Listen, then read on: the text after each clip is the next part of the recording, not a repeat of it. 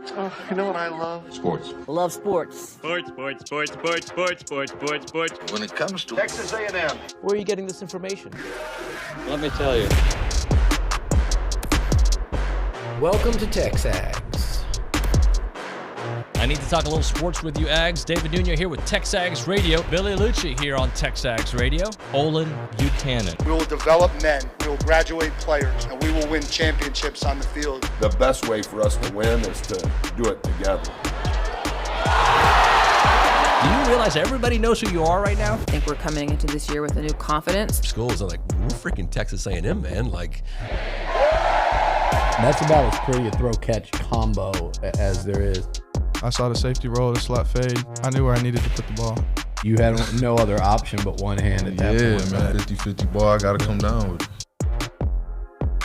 You know, if I'm betting on anybody, it's the Aggies.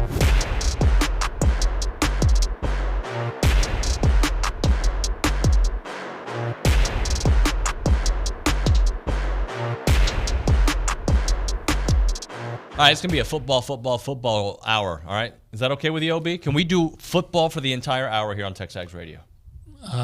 Yeah, I mean, it's always especially okay. if Broniger's not going to be around. You know? No, we're gonna do baseball in the 9 o'clock hour. Yeah. We've got Jim Schlossnagle. Are you familiar with his work? I am. Yeah, we're gonna have him. We're gonna have Megan Gibson Loftin on the program. You familiar with her work? I'm not. Oh, she was a pitcher for A&M softball. She's gonna be on the show. Okay. Are you familiar with the fans that do the show? Yes. Okay, they're gonna be on the show later. So we got AT. You know his game? AT? Yeah, Aaron Torres. Aaron Torres, yeah. Yeah. So we're gonna have it. So we've got everything covered, but in the Go Hour, which is also presented by the Warehouse. The Warehouse at CC Creations. Right. During this hour, I want to do football heavy. All right. I'm always right up for football. We got Stephen McGee coming on the program. McGee. He's going to talk football. He is. Right. So that's what we're going to do here. All right, let's do it. Let's do it. It is TexAgs Radio. We're presented by David Gardner's Jewelers. We are here in the Rollo Insurance Studio. So let's start things off, OB, because yesterday our football leader, Mike Elko, took the podium. Mm-hmm. What is this, week 3 of spring? Yeah, well, I know they got it ends a week from Saturday. Yep. And excuse me. One of the things that I took away, and I think when I say this out loud, people may take it as a fear. It's not a fear. But he said, we are a long way from the football product we want to be. Which, by the way, that's how it should be. It's spring, right? But we're not disappointed.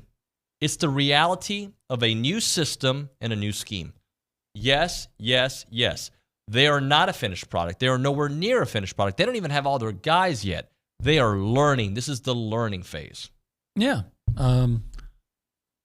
With all the things you just said about it, new coach, new system, new schemes, just new way of doing things. You've had, 9 practices? Mm-hmm.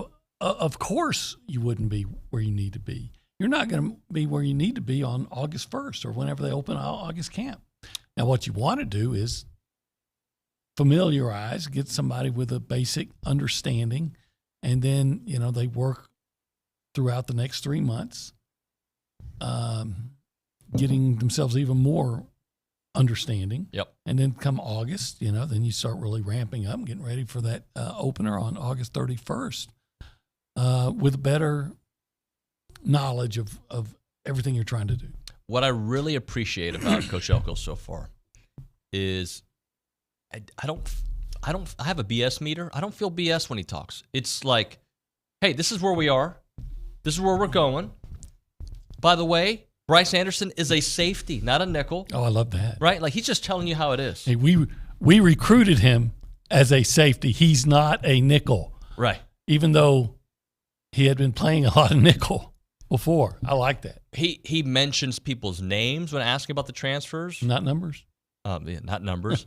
He talks about the truth about Connor. He's earned that spot, but he's got to earn it every day. And he knows come Notre Dame, he's got to earn that spot, right? He talked about what he loves about Jalen Henderson, where he has some deficiencies. He talked about Marcel Reed, about the peaks and valleys for both of those guys. He talked about Ruben Owens' ability, right? It is very like, this is what it is. I loved what he said about Ruben Owens, by the way. I did too. Like, we know he can do the 30 and 35-yard run, but let's become an SEC back and understand that what separates you is can you get that 4 and 5 yards consistently? Look, I think Alabama plays this weekend. Their spring game, I think, is on Saturday. Alabama's probably not a finished product either, right? No team should be a finished product, especially a new regime with as much turnover as this team has had. I think this team should aspire to be a minimum. Oh my, that's the loudest phone ever. Should aspire to be a 9-win team at the very least every year. That should be your low year. Yes. I recognize there's going to be 8 and 4s. There may be a 7 and 5 in there that I'm going to hate because we haven't, as a program, they have not proven the consistency. Right. But they are not, as of today, a 9-win team, and that's okay. Well, nobody. You're right. Look, you're not as good on August 31st as you should be on October 31st, right? So, I don't know. I think Aggies are a pretty knowledgeable, by and large, fan base. So I would suspect that nobody got too out of sorts when he said that, or when you read that, because you said, well, yeah, of course, understand that there's a process of building a team. Well, let's hear from him. All right, let's do. Well, my goodness, why is my computer going crazy? I thought I pressed mute twice. Let's hear from Coach Elko. And he talked his opening statement, basically setting the tone for where they are as a team right now.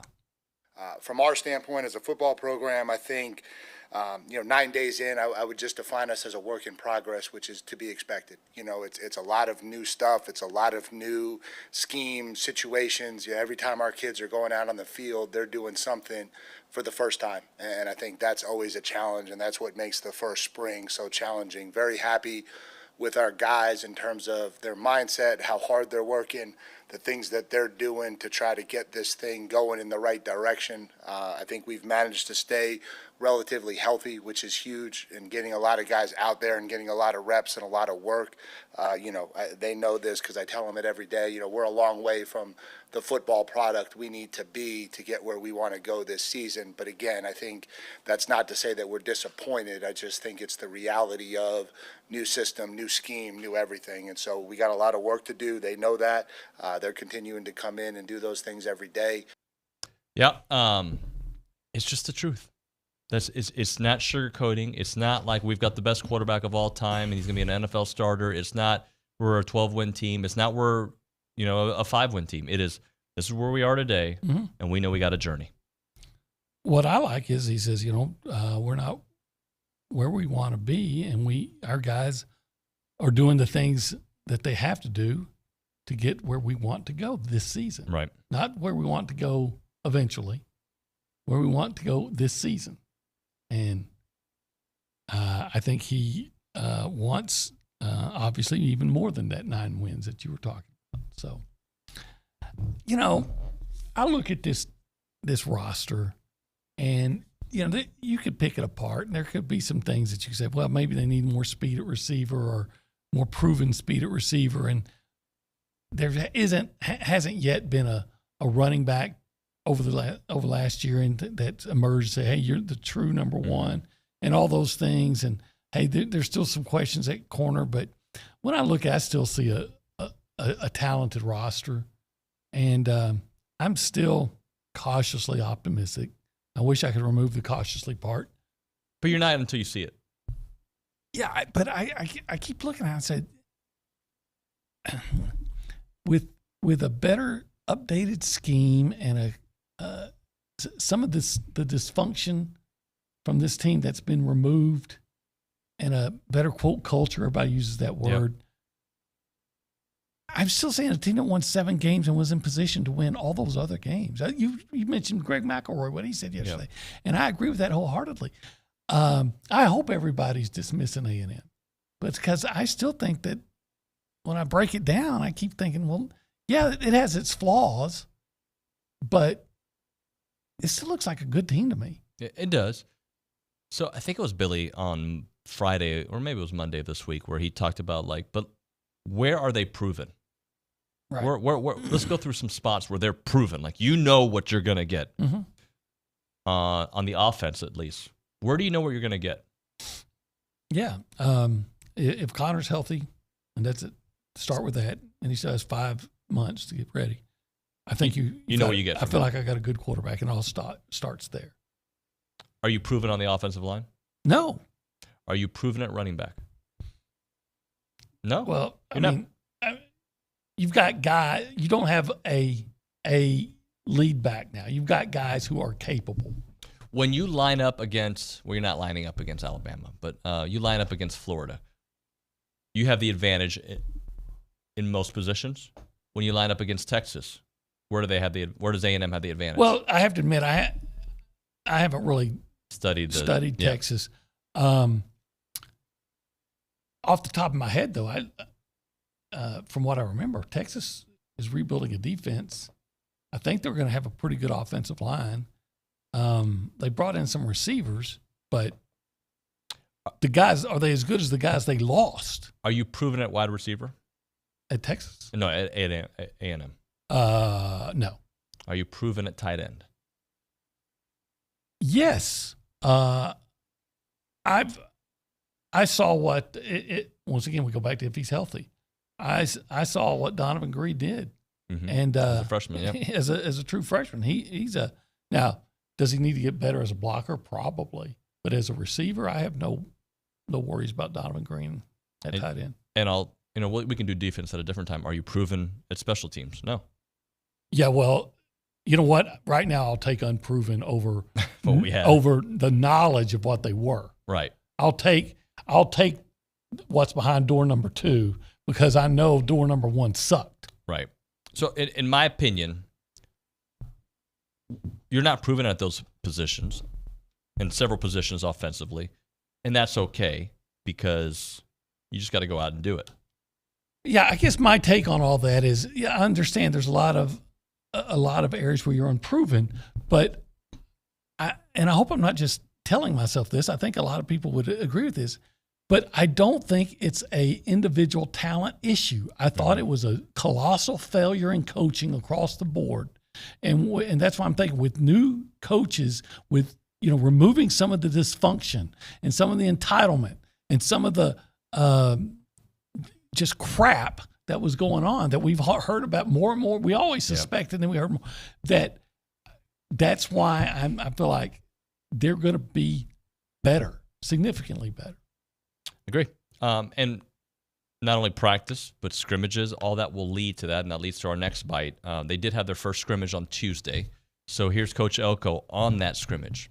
We were able to have our first scrimmage yesterday, which is always great. It's always great to get into the stadium. I think that's always new, no matter how many times our kids get an opportunity to play here at Texas A&M or how many years they've been here. Going into Kyle Field is still something, right? And learning how to do that and learning how to function at a really high level in that setting is still something we need a lot of work at. And so, we got about 121 plays in yesterday. It was a good go.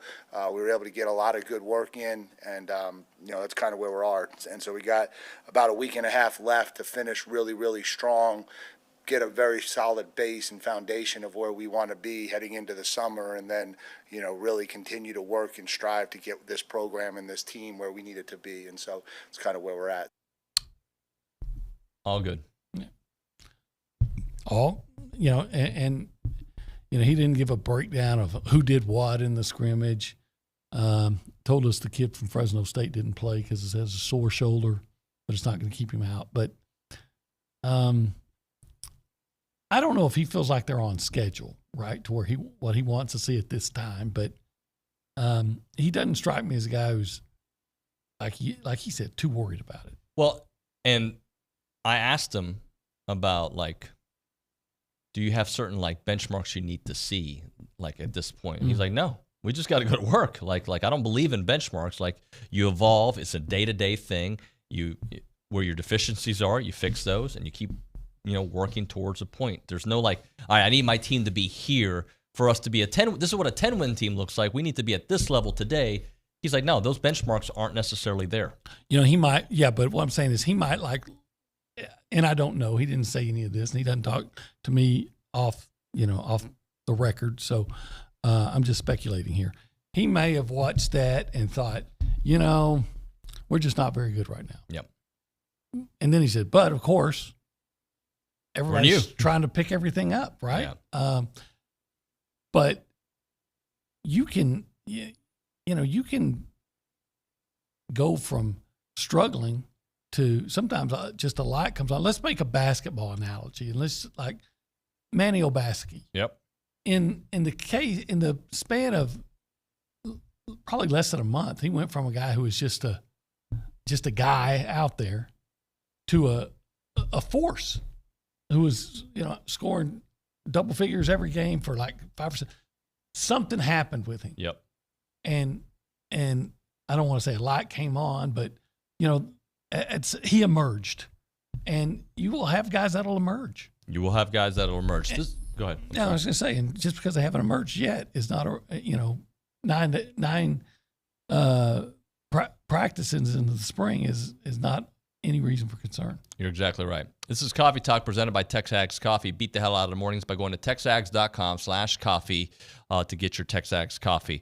All right, let's do this. Let's open up the phone lines if you want to talk a little football. We still got some more sound to get into. 979-693-1150. You can text the program as well.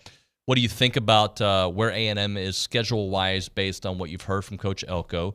And we're going to talk a little bit more because we got some transfer portal stuff to get into that he spoke about yesterday. We'll talk about Connor and where Connor is. I know we briefly touched on it, but we'll hear from Coach Elko on that. All right, let's go around the room and say hi to the people. We go behind the glass. We say hi to Nick Savage. Nick, good morning, buddy. Howdy, good morning, y'all. What's up? Well, first of all, happy ring day to all the Aggies who are getting there. Yeah. Technically, it started yesterday, but Thursday and Friday are the big days. And I believe Jackson Moss and Matthew Dawson are the Aggies here getting their rings. So congrats to them. Also, happy start of the Masters week on today. They're starting delayed today at 10:30. They tee off, but unfortunately, no Aggies competing in the Masters this year. But some notable tee times for you: Tiger Woods teeing off at 2:54. Scotty Scheffler at 12. He's a world number one, and defending champ John Rahm, who played with Sam Bennett last year in that final round. He tees off at noon here. So excited to watch that, and what a great sports weekend it is going to be with the Vandy Masters, A&M. Vandy A&M, the premier series in college baseball here in College Station. Got Aggie softball taking on Bama. That's in Tuscaloosa, but just a lot to look forward to.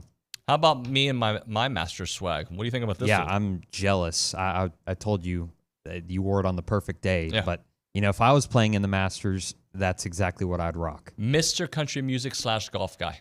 That's who I am. / Old Sarge. Yeah, you can call me Old Sarge. I'm like OG Old Sarge. Like it? Yeah, sure. Yeah. You wear it? Is that A&M or is it? Yeah, it's A&M. Yeah. Yeah. Oh, yeah. See, Old Sarge, yeah. He's a good guy. Yeah, it's nice. I'm a big fan of Old Sarge. Yeah, why not be? Yeah. He looks a little bit like he's trimmed down a little bit. Well, I got him on a plan. Okay. His macronutrients are on point. All right, good. All right, let's go to the Angry Elephant News and Social Center. Aggies gather at the Angry Elephant. Caitlin, what's up? Good morning. How are we doing? Caitlin Torn, I should say. I should give you your last Her name, but whole we're name. yeah, as opposed Olin. It's Olin Buchanan.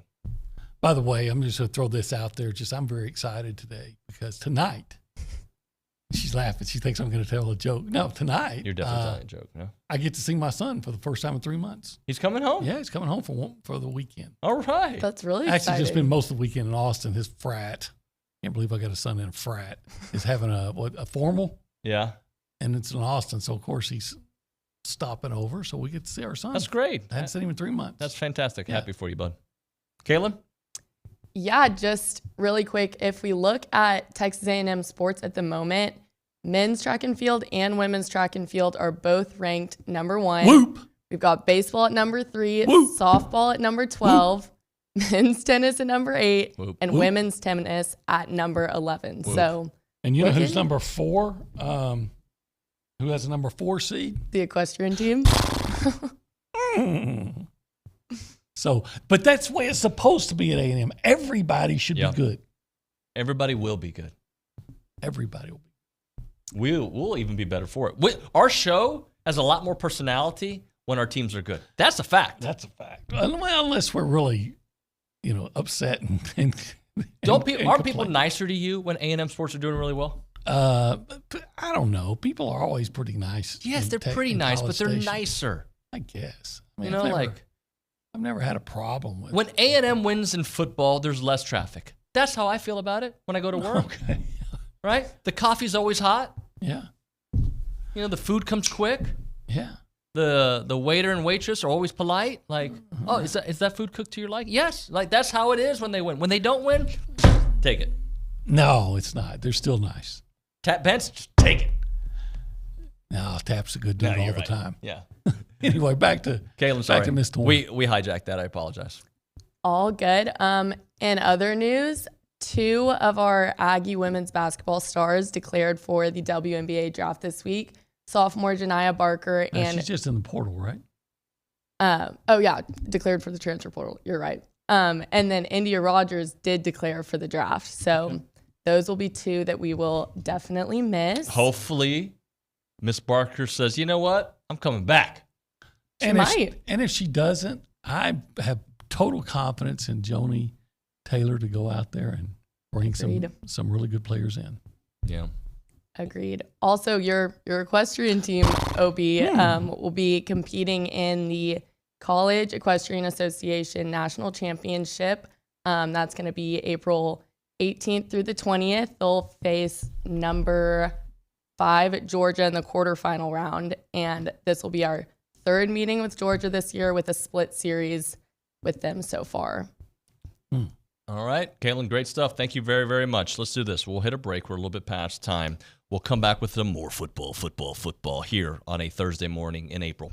All right, let's talk about sponsorship and vendor opportunities with the Association of Former Students because, of course, you want to get your brand in front of people.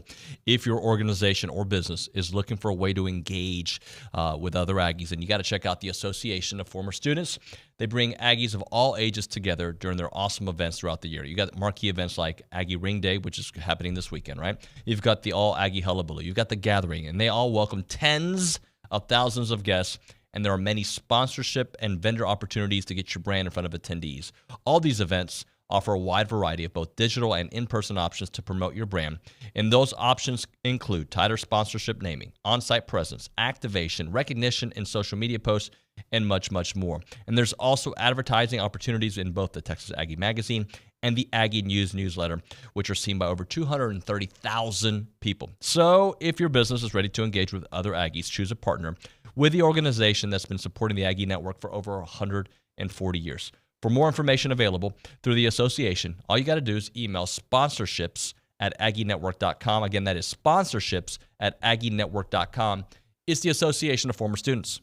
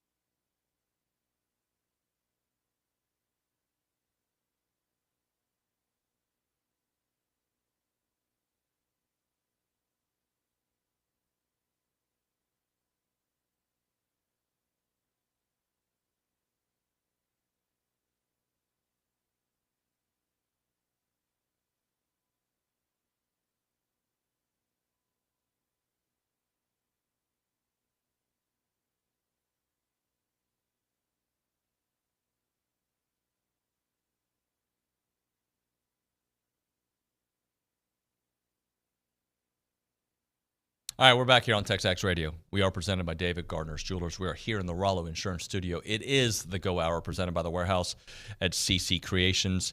Let's talk about the quarterback position. Okay. I think we are all,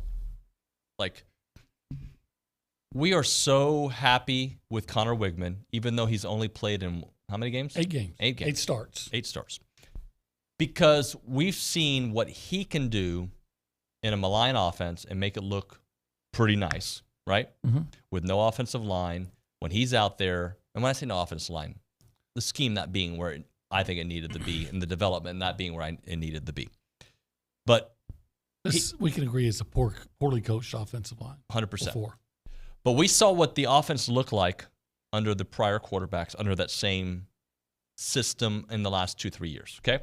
Haynes, Zach, Max. Moments that were really good, but not sustainable success.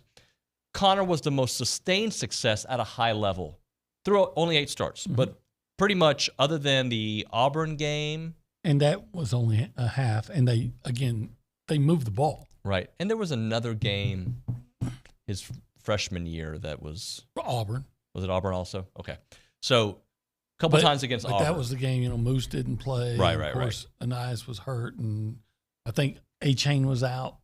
So even though we haven't seen him for 12 starts, what we have seen over 2 years, we're like, this guy's the truth because he did that with that. Mm-hmm. If they figure out not a Pythagorean theorem offense that is at least digestible by the quarterback, right? If they can block a little bit, these numbers will look even better. But competition at every position is the motto there across the street, right? Like you've got to earn it every day. You do, and the fact of the matter is, I thought A&M got more out of Jalen Henderson than they could have ever asked for last year. I thought he did a really nice job, and then when Marcel Reed came in, I'm like, whoa, what have we got here? Right. Against Oklahoma State. So, I think quarterback is a pretty strong position for A&M, but let's not kid ourselves. If Connor's healthy, Connor's your guy. And I look at what was the kid's name? He's a nice quarterback, Riley Nelson. Mm-hmm. What he did at Duke. Riley Leonard. Leonard. Who's Riley Nelson? He's friends with Willie Nelson. Yeah. Cousin. Charles Nelson Riley. I don't know. But Riley Leonard did a nice job as the quarterback at Duke. I'm sure the scheme is a little different because it wasn't Colin Klein, but but it was under Elko. And I don't want to ever sound like I'm disrespecting a guy that, I haven't really followed that much. Right. But I just believe that, and maybe erroneously, but I believe a healthy Connor Wigman is a better quarterback than Riley Leonard. And that's not to put down Riley Leonard. Right. 100% agree with it. Let's hear from Coach Elko yesterday, breaking down not only where things are with Connor Wigman, but the entire quarterback group. Here's Coach Elko yesterday. Just because you go into spring as the number one, that doesn't really mean anything other than you're number one going into spring. And so Connor had earned that right, we felt like, from how he had performed. But like every kid in our program, competition is there. And so Connor knows there's a level of play that he needs to reach in order to continue to be number one and be number one when we play Notre Dame. I think both of our young guys bring, or I guess they're not young, both of our other 2 guys bring something different to the table. I think Jalen Henderson is getting a little bit more and more comfortable functioning within the system. He's obviously extremely athletic. He does have the ability to throw the football well. I think just seeing the game and kind of getting the game to slow down for him a little bit so it can be a little bit more consistent. The way he delivers the football, I think, would help. And then, Marcel Reed is a young kid, and you kind of saw it in the bowl game. I think he has really, really high potential. And it's very similar, though. It's can we get it to be out there every single play, and a little less peaks and valleys and a little bit more consistent execution and operation is kind of what we need from him. Connor's earned the right to be the starter today, but there's a long way before now and August 31st. Yet we all expect Connor Wigman to be the starter when we get to Notre Dame, barring any unforeseen circumstances. I do. again, You can't look at his numbers and not think that, right? I thought he was on his way to having a huge year last year before he got hurt. Now you can say, well, he played New Mexico and Miami, ULM in Miami, but I mean, I thought he played well against Miami, especially considering the circumstances. And they were blitzing, and he was getting hit, and he did not get sacked in that game. And he didn't, he threw 2 interceptions, but I pointed out one of them was about to be like a 15-yard gain, and an eye slipped. So he threw it to the right guy, and he made a good throw. Yep. But the guy fell down. And then the other time, there's a 4th down. He's under pressure. I mean, he had to throw it up just to see. Yep. Otherwise, if he takes the sack, what's the point? Game's over. Right. There's at least a chance when you throw it up in the air. So, all right, we'll continue down this track with Stephen McGee when we come back here on TexAgs Radio. Right now, let's talk about the best running place around when it comes to running shoes. Brazos Running Company, located there at Century Square. Aggie owned and operated specialty running store with the best selection when it comes to running gear and shoes. They've got all the brands out there, from Brooks to On to Hoka. So if you're a runner, if you're a walker, if you're interested in fitness, the right shoes make all the difference in the world. And at Brazos Running Company, they are passionate about running and finding the right shoe for you. They've got all the brands you can imagine, especially others that you may not think about. Some high-level stuff like Birkenstock, like Vuori, which is something that Billy wears on this show often. We love Vuori. Remember, it's never too early to go there when you're thinking about Christmas gifts, or if you're thinking about Father's Day, Mother's Day, whatever it may be. That is the place to go. Brazos Running Company, located at Century Square below the Star Cinema Grill. Go check them out.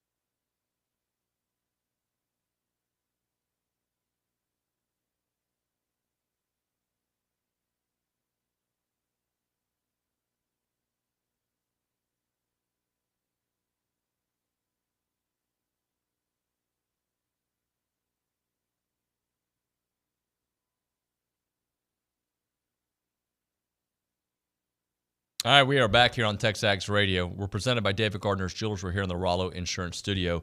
It's the Go Hour. You know that, right? It is. Yeah, presented by the warehouse at CC Creations. Let's go to the hotline. I believe we are joined by Stephen McGee from Paragon Financial and, of course, our QB1. Stephen, good morning, buddy. Good morning, gentlemen. What's up, Masters man? Week. Yeah. I know y'all are excited. I'm excited. OB? I'm not really big into golf, but the Masters is a big enough deal that I'll at least pay attention to see who's winning. Yeah, no doubt. I was in a Masters. Winning? Huh? Who's y'all's picks for winning this week? I couldn't tell you. I don't know the golfer's thing. Scheffler? Oh, Scheffler. I'm going with Scheffler. How can you go wrong there? I love it. Isn't that the guy from Cameron Young? Isn't that the guy from American Pie? Scheffler. Stifler. Oh, Stifler. Stifler, different guy. Maybe I'm going for Ben Hogan. That's who you got.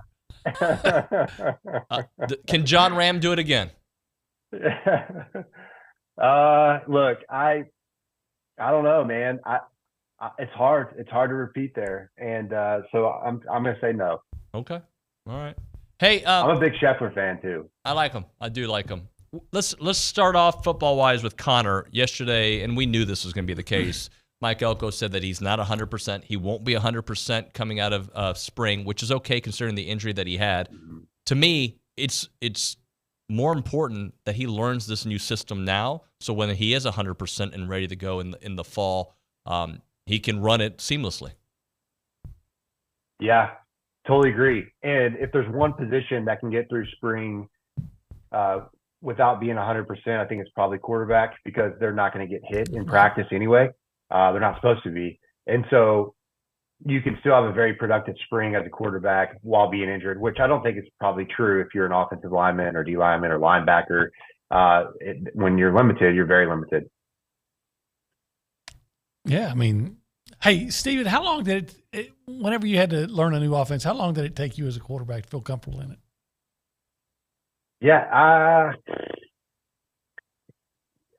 grabbing it on a chalkboard and being able to spit it out in a huddle, I would say, in the spring, I felt pretty good being able to do that, getting people lined up. I felt very confident. Now, being able to play fast, it took me a lot longer, and I was a reps guy. And, I would say it was well into fall camp where I was really starting to feel comfortable in Mike Sherman's offense. Now, in the NFL, it was completely different. I don't really feel like I got comfortable until probably maybe game 3 or 4 of my second preseason schedule, just because there's so fewer reps to go around and you're just kind of watching a lot more. And how much progress can you make, or can Connor or all the quarterbacks be expected to make once spring is over? So from that time, from the spring game until August camp starts? Ooh, yeah, it's a great question. A lot of progress. Physically, I think a part where Connor can really improve his game, in my opinion, is he's got to take care of his body. I think he's got to beef up a little bit and grind to build a good foundation so he can last the entire season. I know, a lot of people are going to blame his health on the offensive line, but as a quarterback, Tom Brady was a master of this, of taking care of his body, putting the right types of foods into the system, and then also just avoiding unnecessary hits in the pocket. He was great at deflecting hits, right? And so you can do all that in the offseason, certainly getting in shape. The other part too, though, is now that you've gone through the spring, what your coaches are asking of you on different route concepts. So you're going to be out there with your guys doing 7-on-7. How Colin Klein is going to ask you to read this play, and you can work on that. Whereas going into the spring, you didn't really know yet because you hadn't been coached by them as far as what it is they're going to ask you to do on different concepts. So I think you can be very, very productive. Stephen, we talked about this at the top of the show. Just want to get your thoughts. Where do you feel offensively A&M is proven? Like, is any position out there outside of maybe just Connor proven? Yeah, I agree. I think Connor's proven to some extent, but Connor has a lot to prove. You guys know I'm very high on Connor's ability, but let's not mistake here that he has to go out and earn that praise, right? Football is a show me game, and you're only as good as your last performance, right? And that's what I love about football. No one cares what you did last year. They only care about what you're going to do the next game.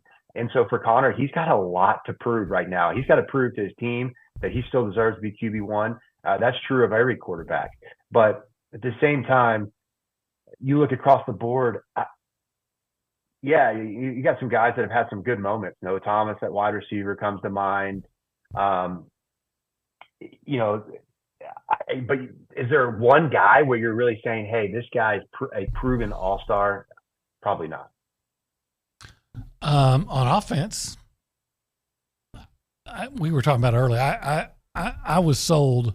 Maybe there's a difference, but I was sold on Donovan Green as a freshman, and I was really sad that he got hurt last year because I think he's a really good receiver and he can do things with the ball.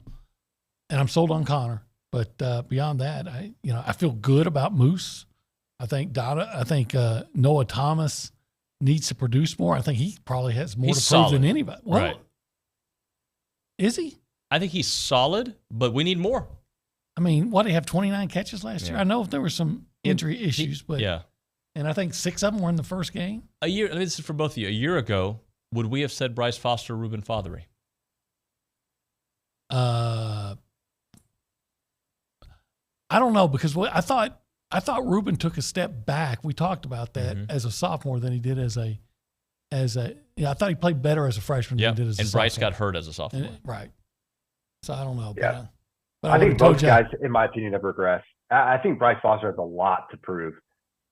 Just consistencies of snapping the football, too many snaps on the ground. I mean, that's the first step of being a good center. And then I think the second part of that is being consistently good, not only in the run game, but in the pass game. And if I'm an offensive lineman, I got a huge chip on my shoulder, which I think honestly makes for a pretty bullish case for that group, because they've been piled on for the last 365 plus days. They're going to hear it all offseason about how Connor can't stay healthy because the offensive line's not good.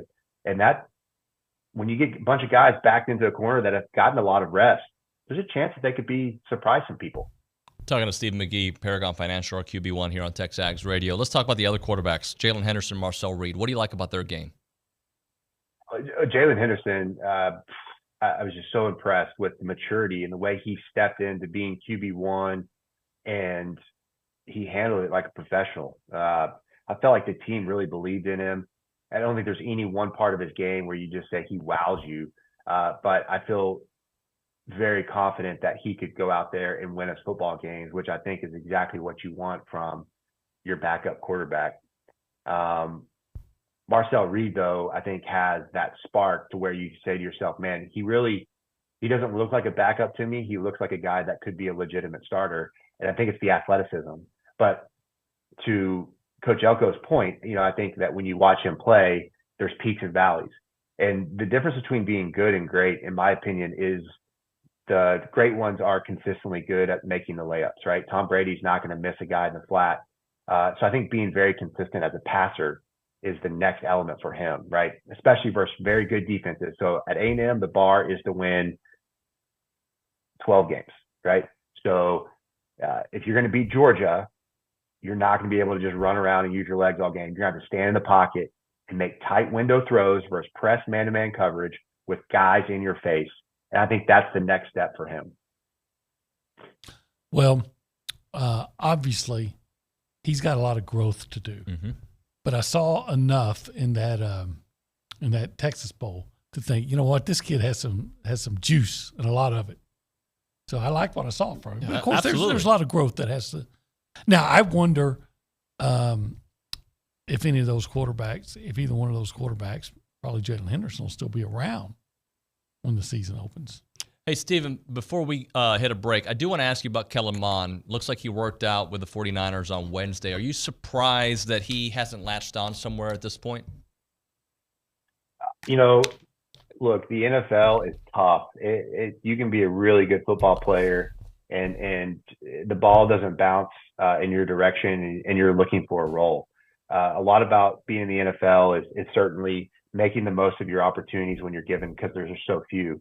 But the second part of that is that you got to be at the right time at the right place, right? In a system where you fit, the opportunity is that the guys in front of you get hurt and you make the most of those reps. That's the name of the game. And so it's tough. You got to just try to find any opportunity you can get. I can't say that I'm surprised. I think it's a story that you see very, very often for most players that go to the NFL. But I would also not be surprised for him to latch on and do really good things as well. All right, let's hit a break here. We'll come back with buy, sell, lease. Got some other questions for Stephen. You're listening to TexAgs Radio, presented by David Gardner's Jewelers.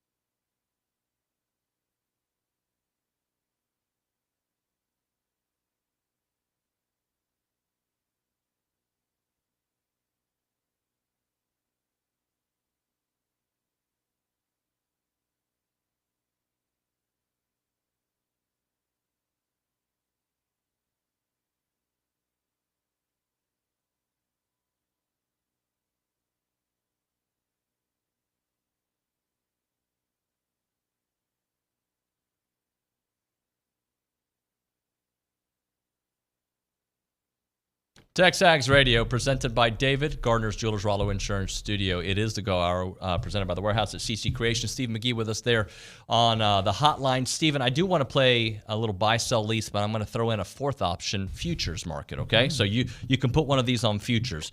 And I want you, in a kind of a play off what we talked about, proven position groups, but what position groups on offense do you believe in?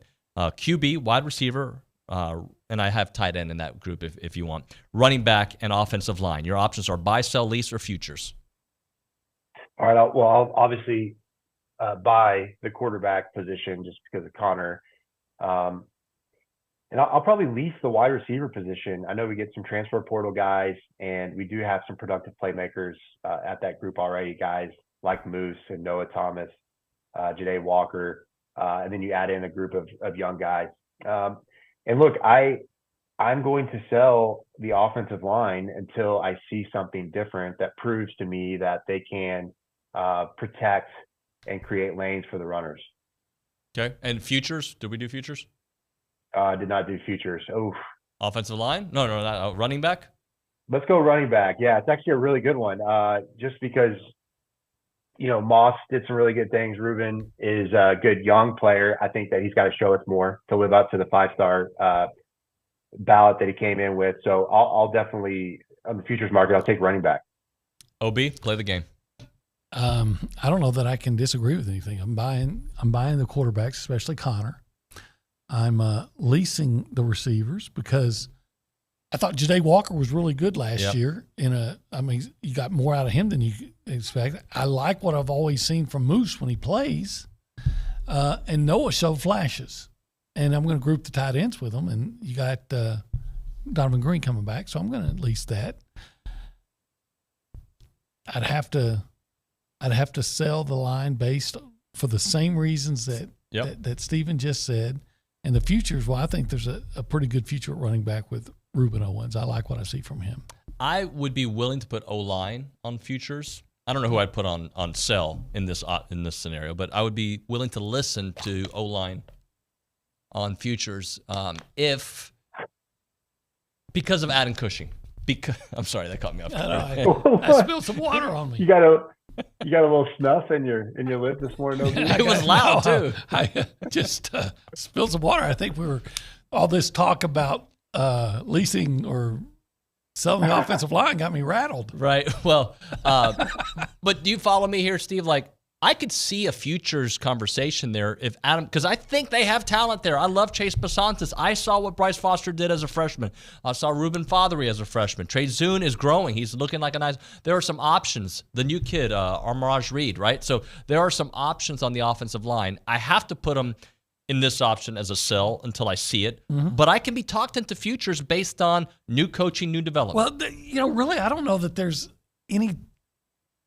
For what you just said about offense, I don't think there's really anything I'm willing to think. Okay, I'm selling. Right. I could have said I'm selling Connor Wigman. Maybe I should have gotten more creative and said, because I already told you I'm sold on him. Right. See, that's the way I should have approached it. Well played, Stephen. You see my point? Yeah, though? I think that the offensive line, the bullish case there is at the end of the year when you saw the scheme adjust post Jimbo. They started getting the ball out of the quarterback's hands more quickly, and it helped that offensive line. Then you saw the runners be much more productive. So it wasn't all bad last year. I really thought they had glimpses of being a productive offensive line, especially later in the year when I felt like they weren't calling these 5- and 7-step timing passes, which are further down the field that take time, that put your tackles, especially on a bind on the edge with no help, right? No chip, no tight end attached.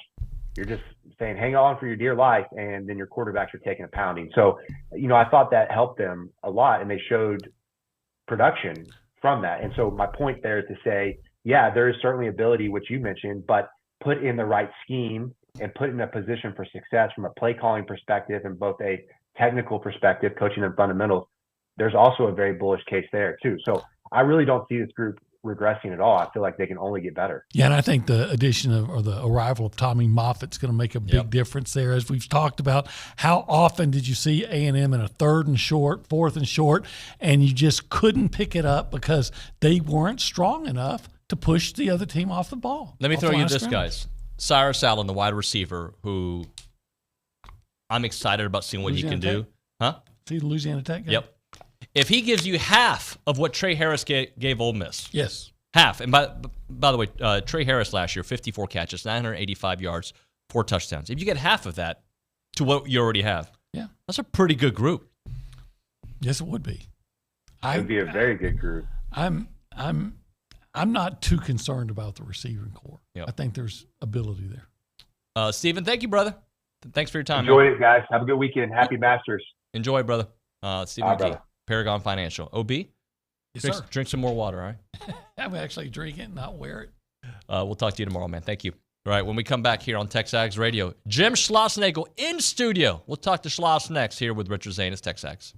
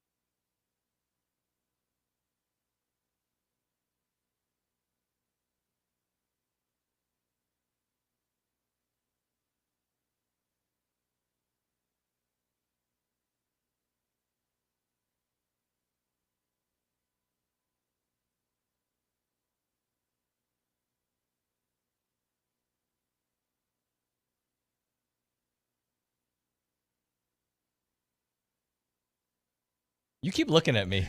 You get this big time CBS nightly news thing when you're about to come back from break. I had that fake smile. Oh yeah, big time. You know, that was ingrained in the training over the years at ABC. I don't see Joe Gleason do that ever. Joe Gleason's the one who taught me. Well, he should have taught you better, Joe. Schloss is like, what are we talking about? Welcome back to TexAgs Radio. We are presented by David Gardner's Jewelers. We are here in the Rollo Insurance Studio. Bronny's with us. Jim Schlossnagle with us. How are you, sir? I'm doing well. Beautiful day. I got a great weekend of weather coming up, so it should be a fun weekend of baseball. Let's go back to Tuesday because there was a quote that stood out to me. Played as brutal of a baseball game you can possibly play that I can remember at A&M, but you guys still found a way. What does that just say about this group? I think it says a lot about them. I think, we played horrible. As I said to a few groups yesterday, how would you like to be judged on the worst 10% of your life, right? Or the worst 10% of your actions? Like, we've all made mistakes and screwed up. And, I hope that's not 10%. I hope it's like 2% of our season. But we had a young pitcher on the mound, didn't throw strikes, threw a pickoff away, threw a bunt away. Camarillo. I mean, I think all of us, if there's 2 outs in the 9th inning to go to the World Series and we want somebody to field a ground ball, I think we would want it hit to Ali. He had an error. It just got compounded. But there was never a panic in our dugout. I think there was obviously embarrassment. Mm-hmm. I mean, the guys who are in the arena are the ones who are embarrassed more than anybody. But there was never a panic. We didn't have to have some coaches meeting and get out of character. I thought we stayed in character. I thought obviously Zane Badmiev, he got us some decent outs. Peary got 4 great outs, struck out 3 left-handed hitters, which is a good sign. And then Cortez was awesome, and we hung around against a really good group of pitchers. UTSA expended a lot of capital to try and win that game with their pitching staff, and we hung in there. And obviously Appel had a great night. But yeah, it says a lot about our team, how they handled that. I'm looking forward to this weekend. Vanderbilt coming in here, and I've talked about it all week, Coach. The crowd should be fantastic. Mm-hmm. Yeah, the crowd should be awesome. I think we're technically a sellout Saturday. There's still a fair amount of GA lawn type seating. We're going to Section 12 seating, I believe, on Friday and Sunday. All people need to do is call the ticket office and say, "Hey, what do you got?" And believe me, we're going to sell as many GA tickets as, if it's up to me, we keep selling them. Somebody just find a place to sit, find a place to stand, watch the game. You can always sit out in left field, I think, put up a lawn chair, try to see the game. The biggest thing is we need our season ticket holders to show up, or, as we've been working on all year, send your tickets back in, send them to somebody, send them to me. I'll make sure somebody gets them because we want to continue to pack this place. And it's been awesome all season. I thought Tuesday night, with the weather being a little iffy, I thought we had a great crowd Tuesday night. And so it should be an awesome weekend. But there are seats available, and please call the ticket office. One of the things that I think went under the radar on Tuesday night because of obviously Cortez's performance, then Appel doing something really historic for Aggie baseball, but Caden Sorrell, kind of the continued maturity. Bad read on a liner right at him. That plays way harder than a lot of people think, and you know that. It's the toughest play. Right. Liner right at you, and you got to make a decision on it. And then he comes up in a huge spot for you in the 8th to get it tied to allow Jackson to have the Olsen magic in the 9th. Yeah. The other thing, we'll talk about the triple, but the other thing that happened in that game is I left him in. I was going to pitch hit Targac. I was really close to putting because the guy that was throwing all fastballs, the lefty. Which would have been a good matchup for Targac. Could have put Targac in that spot, moved Chestnut to center, Jace to left, and Ryan to second base. But I really want Sorrell to get as many left-handed at bats because we're just a better team with that defense in the outfield and the combination of his upside as an offense. And if you remember that at bat, runner at first base, 2 outs, lefty up. Man, I was almost going to get Targac in there, but I just want to see him do it. He smoked a ball at the second baseman. Mm-hmm. It just happened to, from my vent, the guy didn't get a good read on the ball, and it went right in his glove. It's like 108 off the bat. Yeah, 108. I don't even know if the guy saw it. Hopped in his glove, 4.63 double play. And that's how frustrating baseball is. But then the next time smokes a triple to tie the game, and then we struck out 3 times. But yeah, Caden, he's a really good player, and he's just every day you can see him. He gets a little bit better at something, and he's a good one, really special. Well, I want to go a little bit inside baseball here to talk about the first 2. As good as you had I thought you had a pretty good night offensively, but you'll look at it through a coach's lens and say it could have been way better. Had bases loaded, 1 out for the first 2 innings. So take me first through what happened with the Braden double in the first, and like a miscommunication between Nolan and Gavin rounding third. Yeah. So here's what happened: is sometimes, like I said this yesterday, everybody has a different vantage point in the game. So sometimes the person that's sitting in the upper deck can see way better than I can see in the dugout. And that also applies to a base coach. And what happened to Nolan on that play is he saw the ball hit the fence, but he lost it. He lost the ball. I think he said he thought he maybe hit the outfielder. He didn't see it. We all saw it, that he could have kept going. So he lost it, and then he found it. And we'll get back to this in practice today. Gavin's error was we have a sign. It's a way that Nolan will point his hands down on the base. Right. Do not round the base. Do not round that base because the ball's coming. Stay there. Then you have obviously score them. And then you also have touch the base, find the baseball. So you round the bag, and you, as the runner's job is to find the ball. He was doing that. If Grahovic would have rounded the base and then saw the relay throw kick off the runner, he'd have walked home. Yeah. But where Gavin made a mistake, which is human, is he stopped. Right. You don't, and he stopped, and by the time he turned and saw that the ball kicked away, he couldn't score because he was just standing on the base. So that's the first thing, and then the fly ball to right, and then the tag, and then the ball was hit to right field. And Grahovic, Nolan told him, tag, you're going, which means you're going. That's a decision that they're gonna be reminded today. That's not your decision. No one's gonna tell you whether you're gonna tag or not. Tag. That means you're going. Grahovic took off, and he is an instinctual baseball player who's from Southern California, played a lot of baseball. Well, he just decided on his own because he saw the outfielder coming in because there was definitely going to be a play. He decided on his own to stop. Braden's job is you have to look at both. Right. And you have to, they're tagging. Okay, so I'm going to tag. And then he starts to take off. He's looking at Grahovic initially and sees that he's going. But then, I guess you could say he's got to keep his eyes up a little longer and see that he stopped.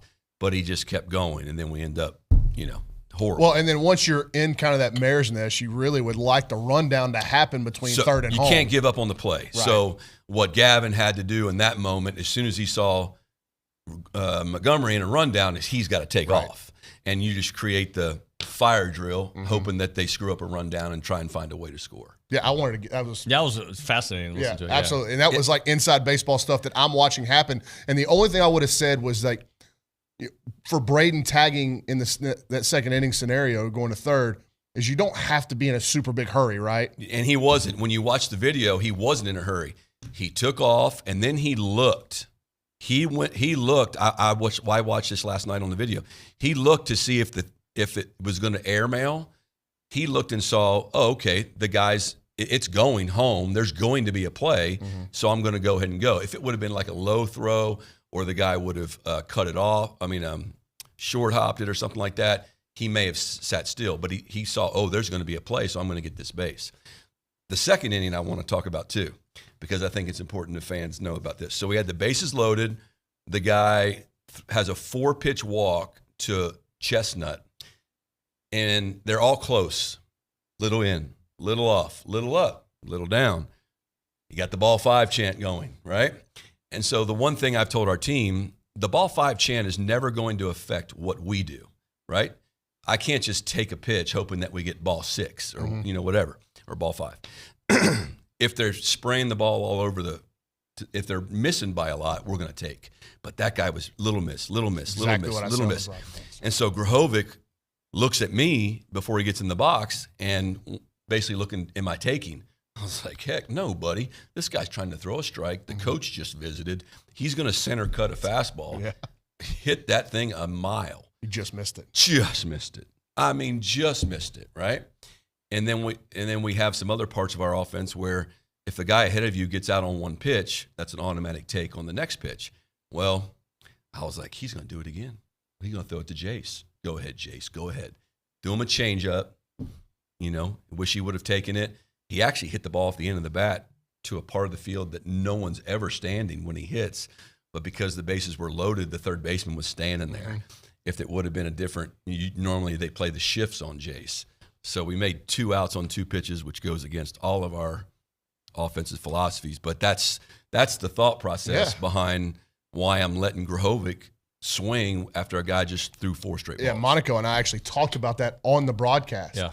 And I was like, look, people will be frustrated with the outcome, but that is a pitch you want Gavin to swing at. Like we were looking at the TrackMan, and it was the whole ball on the middle inner third. We've seen Gavin hit that ball off the rec center. Exactly. Right? And he just missed it. So everybody will get so upset with the outcome, but they don't understand that, like, you will roll the dice with Gavin swinging at that pitch in an RBI spot every time, regardless of what's happened in front of him. Every time.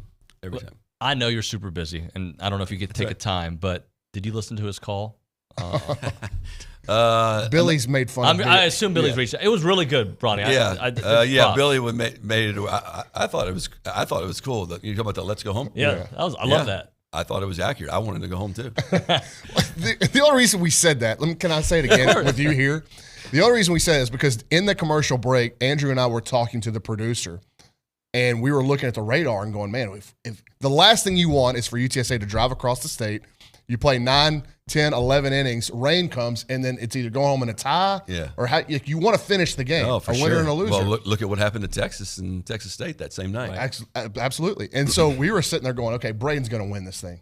Let's go home. He tried to on the first pitch. And then the second pitch, after Braden misses it, Jackson goes. And so it was just organic. So, and I apologized profusely to Andrew for stepping on it because his calls are the best. So I didn't mean to step on him. I thought you were great, and I'd like to say it in front of Schloss. Can I follow up with Troy Wansing? Yes. He's obviously got a ways to go, but how nice is it to have him as an option again? Yeah, I mean, I don't know, viable option. Who is he just yet? We'll see. I'd like to see him throw some today, maybe tomorrow, before we decide if he's going to be on a roster yet or not. But I think for his own mental state, he's been through a lot, man. He had one doctor tell him your career's over, and then I have not me personally, but a back doctor in Fort Worth that took care of all of our guys at TCU, who's just an awesome guy, and we sent Bose to him. We've sent he'll see our guys, our Aggie players at any time, so we sent him over there, and he had a different prognosis and gave him a couple shots, and he's really gotten back. In the bullpen, he's been 87, 89 and throwing a really good breaking ball. The other day was just a knock the rust off type situation. We were looking for a scenario to where I could use him and get him out quick, and that inning was 2 back-to-back lefties to start the inning early in the game. I knew if it was late in the game and the game was on the line, I'm not going to use him in that scenario. So he felt good yesterday.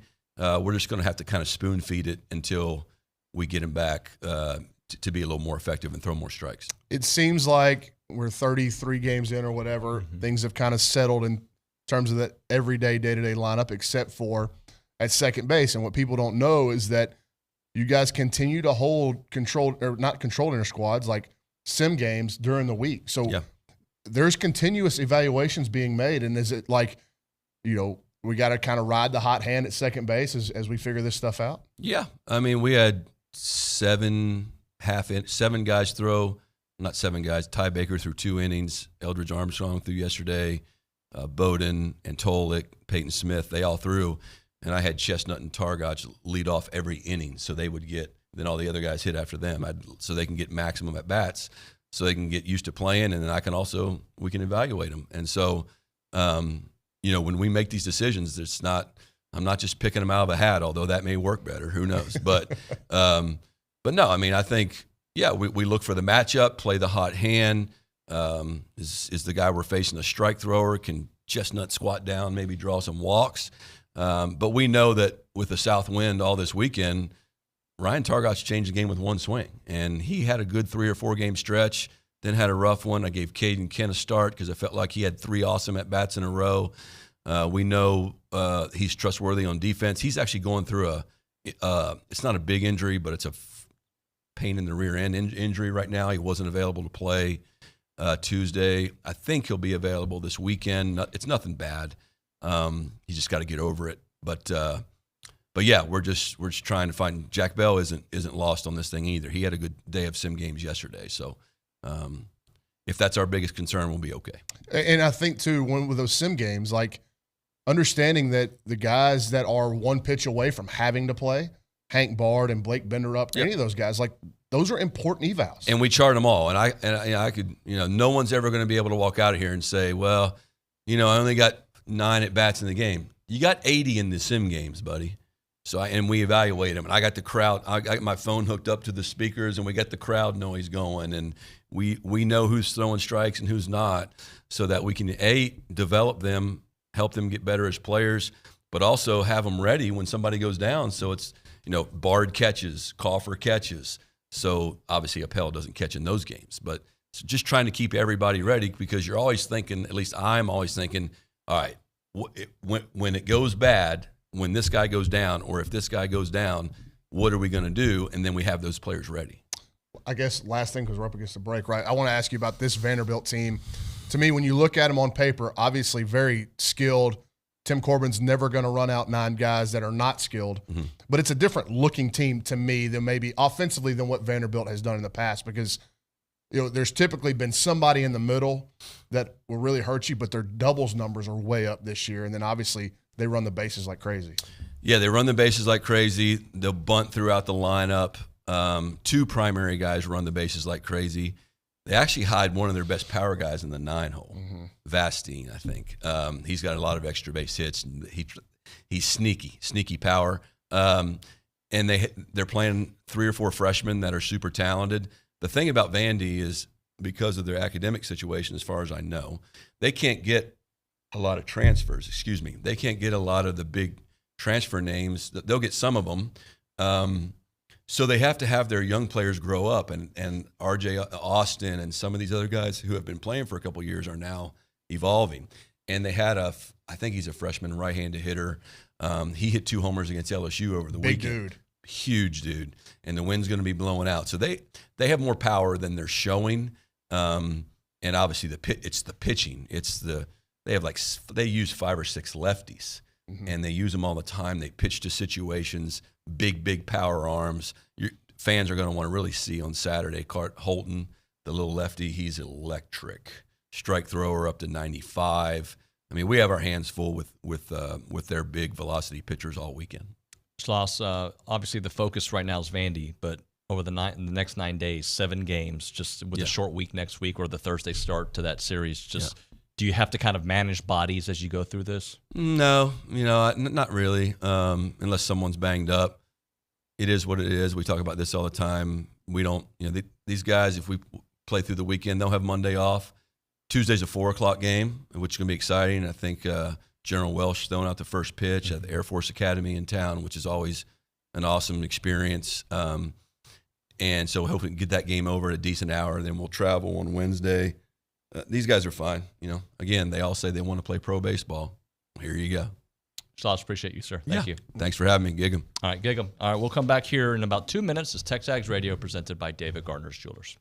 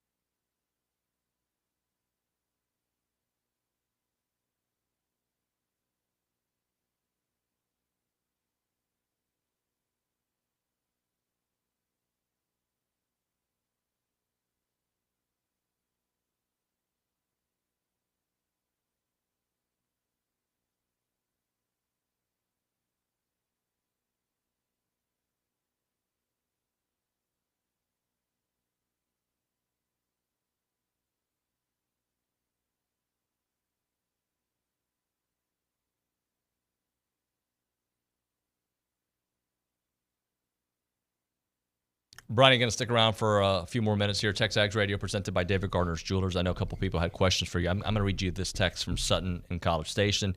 He says, Bronny, thank you. I just learned something, and I think that was your exchange with Schloss on the base running. I could sit there and do that, whether I'm on air or off air. If it's me and Coach Schlossnagle sitting in the lobby out there, like we could sit there and go back and forth inside baseball.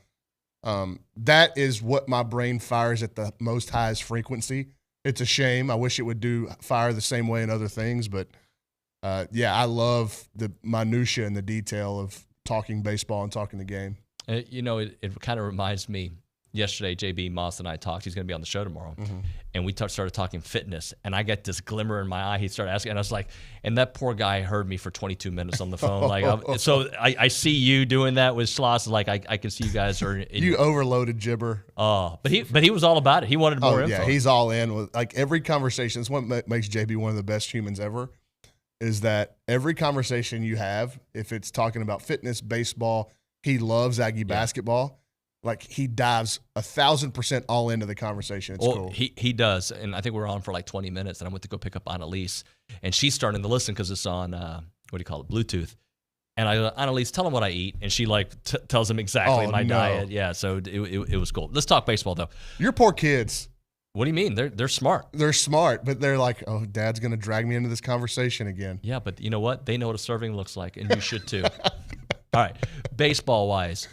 Let's talk about this series. I know tomorrow we're going to really go deep into it with the baseball bunch, but just this Vandy team, man, this is a team. Yeah, it's again, you look at the roster, and Schloss is right, because they cannot go out and get transfers at the rate that a lot of other schools in the SEC can due to their academic requirements.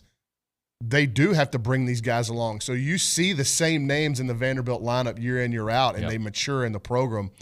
And then they always mix in a smattering of really, really talented newcomers. And at the top with R.J. Austin, it kind of starts with him. And you think about, like, R.J. Austin's a smaller guy that can really run.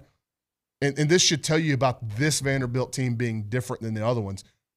Usually at first base, Vanderbilt's got a guy – like first base and right field, Vanderbilt has had big old boppers. Yeah. Like – somebody they stick in the middle of their order that's going to be a 15 home run guy, 20 home run guy, hitting around 300, driving in runs like crazy. They really don't have that on this team. Like R.J. Austin is their best base stealer. He plays a bunch of first base. Right. It's just constructed differently. That doesn't mean they're worse or less talented. They're just different. Usually you have a big superstar, a Dansby Swanson, Enrique Bradfield, Spencer Jones, who's now in the big league or was in the big leagues with the Yankees. Like you typically have those household Vanderbilt names that everybody across the conference knows. They are just constructed differently. Jonathan Vastein's a really good player at shortstop. He's hitting the 9-hole. R.J. Austin, like I mentioned, he hits at the top, plays center field and first base. That's a weird combination. Kojal's a young freshman who can really, really hit. They did introduce they stuck this I forget his name, but he hit a couple home runs in that LSU series, and like the second one was off the top of the scoreboard in left field. Right. He's a freshman, and he's starting to get some confidence and get going, and he would probably be their best power bat. But one thing they do, Davis Diaz is a really good player at third base. They hit a bunch of doubles. So where you look at their power numbers and you go directly toward home runs and you're going, that's not that impressive. I think they have like 30 or 40 as a team. But then you start looking at their doubles. They've got almost double the amount of doubles as they do home runs. And there are some statistical advantages when I started to look at the numbers for the Aggies this weekend. But on the flip side, there's also some statistical advantages for Vanderbilt. So I think this is a very evenly matched series. I'm super interested to see how this thing plays out with their power arms and their high ride fastballs. I compared their staff a little bit. We'll talk about it tomorrow. Just looking at the video that I've been able to get my hands on of the Vanderbilt pitching staff, it reminds me of Mississippi State, except it's more left-handed heavy. Right. But Mississippi State was trotting out arm after arm that was consistently like 93 to 97. And then you had Jurangelo St. Joe, who was up to 98, 99. And this Vanderbilt pitching staff will do that from the left-handed side. So really tough challenges for Jace Lavalette this week. Hayden Schott this weekend. Any of those guys that Caden Sorrell, they're going to stay in the left-handed batter's box without the option of going to the other side. And that's one of the – Coach Schlossnagle mentioned second base and Ryan Targach. I think Ryan Targach, you play him until he gives you a reason not to this weekend. Like, if he's having competitive at-bats with all those lefties in the Vanderbilt Vanderbilt pitching staff and a south wind, Ryan Targach can hit a ball and it goes out. Right. And that could change the outcome of a series and outcome of a game and thus the outcome of a series. So I think I would run Ryan Targach out there and just hope he can get in the middle of a baseball a couple of times. And if he hits 2 or 3 homers this weekend, you may walk out of there winning the series because of his contributions. So Rob is on the hotline. He wants to ask you a question, and he said the question is for you or Schloss, that I could no way answer this question. So I'm going to come up with some questions for Rob that I don't think he can answer or Bronny can answer. Hey, Rob, welcome to TexAgs. Good morning. Good morning, sir. How are you? I think I'm doing well. I have a question for RB. That he made a statement the other day that on midweek games that all the teams that come in here are really playing hard, and that made me think. Except for the Texas game, it made me think: are these teams? Do y'all recruit? Does the coach ever look at these players and that are coming in? They're playing so hard. Are they trying to move up, like come to A&M, or is it just something that? And that brings up a lot of questions too, like. Can I don't know any of the rules, so this is just out there. Can you recruit players from teams that are, like Texas State and all them? Are they playing harder to get noticed by coach, or am I way off somewhere? Or can you recruit them, or how does that work? Hey, Rob, now that this transfer portal is in. Rob, I'm going to let Bronny answer this question, but I could have answered this question. Go ahead, Bronny. I want to hear your answer. No, you're good, Rob. I want to hear David's answer. Right. My opinion is anytime you go to an SEC team, anytime you take on a top 5 team in the country, yeah, you're going to try as hard as possible because that is your Super Bowl. So when you come, can they recruit openly on the field? Absolutely not. You have to be in the portal before you could be recruited. But yeah, of course they want to leave good tape for a coach to be like, I wouldn't mind having this guy, but I think it's a little bit different than that. I think a lot of these kids, they come in, then they go to mid-majors in the state of Texas, and absolutely zero disrespect to UTSA. I love Coach Hallmark. They run a fantastic program. Texas State, Stephen Trout is a really stinking good coach, and they do a great job of evals. I grew up wanting to come play baseball at Texas A&M. I would bet that there's a lot of young baseball players in the state. They dream of going to A&M, Texas Tech, right? Like they grow up like that would be really cool to play at those big 3 places. Not many of them grow up wanting to go to McNeese State or Lamar or Texas State or UTSA. They end up there, and that's fine. But in the back of their mind, you've got to be going, look, like there's a little bit of a chip on my shoulder that I'm at UTSA or I'm at Lamar and I'm Incarnate Word and I'm going to play the big boys. Mm-hmm. Like it's not that I want to go be recruited in the offseason by these. Like we're a smaller school. We come in with a chip of our shoulder. We're really good baseball players too. It certainly served Sam Houston State really well recently, hasn't it? Yeah, it has. They've been super successful against power programs in the region. And I also think that the baseball talent in this state is so great that you're not going to get all the best players every single year. There's going to be some guys that fall through the cracks, and even more now. I think that pool of elite players is growing every year because these kids are getting so much good information and good instruction from an early age, and they're playing such high-level baseball from an early age that pool that used to be enough for A&M, Texas, and Texas Tech to pick out of, now it's grown, it's swelled so much that they're not going to get all those players in the state of Texas. So there's a combination. And then in terms of like recruiting, you don't do that. Like you don't do that until after the season and the kid has gone into the portal. I mean, I'm sure with as prevalent as the portal is now, coaches across the state and especially in the SEC, when they play these midweeks against some of these mid-major schools, are going, man, that left fielder for Texas State, boy, he's a good-looking kid and a really good player. That's exactly my point. That's exactly my point. But it's not like you're not going to go Jim Schlossnagle is not going to directly contact that kid or Nolan Kane. Like, that's way over the line. But when this is I super. don't know the rules. That was my point too. I don't know all the rules, so I was just throwing this out there. Yeah, no, it's a good thought. And I'll say this: Brady Montgomery, superstar. We knew that going into the series, but let's not. I mean, we all paid attention to what he did in the regional last year. Like that left a mark. And yeah, obviously sure. he goes into the portal. You're like, we just saw him up close a couple weeks ago. Yeah, and it helps with, if you have familiarity with the guy. But with all the video and data that they've got on every player across the country, there's a system called Synergy where all of it's uploaded and every coach can watch it. So nobody's really a mystery anymore in today's college baseball. Like. Good point. And you go back and look, and A&M has got a commitment out of the Ivy League for next year. Mm-hmm. Wyatt Hensler out of Penn just set the Ivy League record for RBIs. Wow. And so, like, even a guy, and A&M's had success, obviously, with the Ivy League kids that they've brought in this year. But, like, that was something that would have been completely unheard of 5, 6, 7 years ago, is to be able to have all the video you need to make these evaluations a whole year in advance. I mean, Jackson Appel and Hayden Schott were committed to Texas A&M a year ago, at this time last year. Yeah. So it's completely changed the game, but it's bad. It's bad juju. It's kind of a gentleman's agreement amongst the coaches. Like, hey, if it's transfers, we understand the portal, but don't tamper with my guys. Very much different than what you see in football. For right now, the baseball world is typically they're upstanding with this kind of gentleman's agreement that you don't contact any players until they're in the portal. Thank you, Bronny. Yep. All right, let's talk Heritage Films. That's Chance McClain's company. They make documentary films about families, guys. They've been capturing family legacies for a long, long time, and now they want to bring you a special way to honor your children, your grandchildren with the YearFlix. YearFlix is going to capture your child or granddaughter's year throughout a professional session conducted in Tomball, which is right down the road, artistically blending into captivating 15 to 20-minute films celebrating their growth, their experiences, and unique personality. Don't let these memories fade.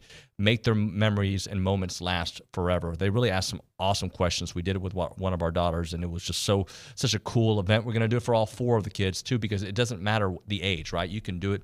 And when she did it when she was 12, she's now 13. We can do a follow-up because things have changed in the last year. Do it when she gets to high school. We can do it when she gets to college. So that's the YearFlix option. You know about the Heritage Film, and they are so good. Heritage Films basically captures your family's story. They're an eye in the sky at these family events. They're a 2-hour documentary done the absolute right way. You've got to check out Heritage Films. You've got to call Chance McClain up. That number is 713-893-8341. 713-893-8341. Check out the website. yourheritagefilm.com. That's yourheritagefilm.com.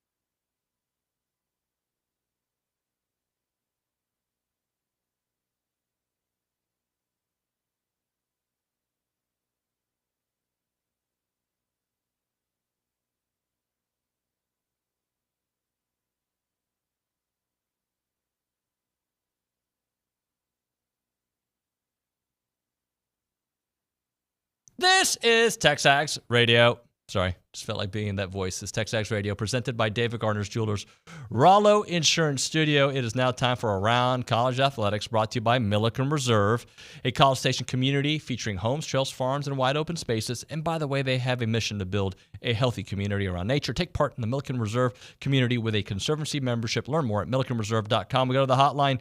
AT is with us. Aaron Torres Online, and of course, Fox Sports Radio. AT, how are you, sir?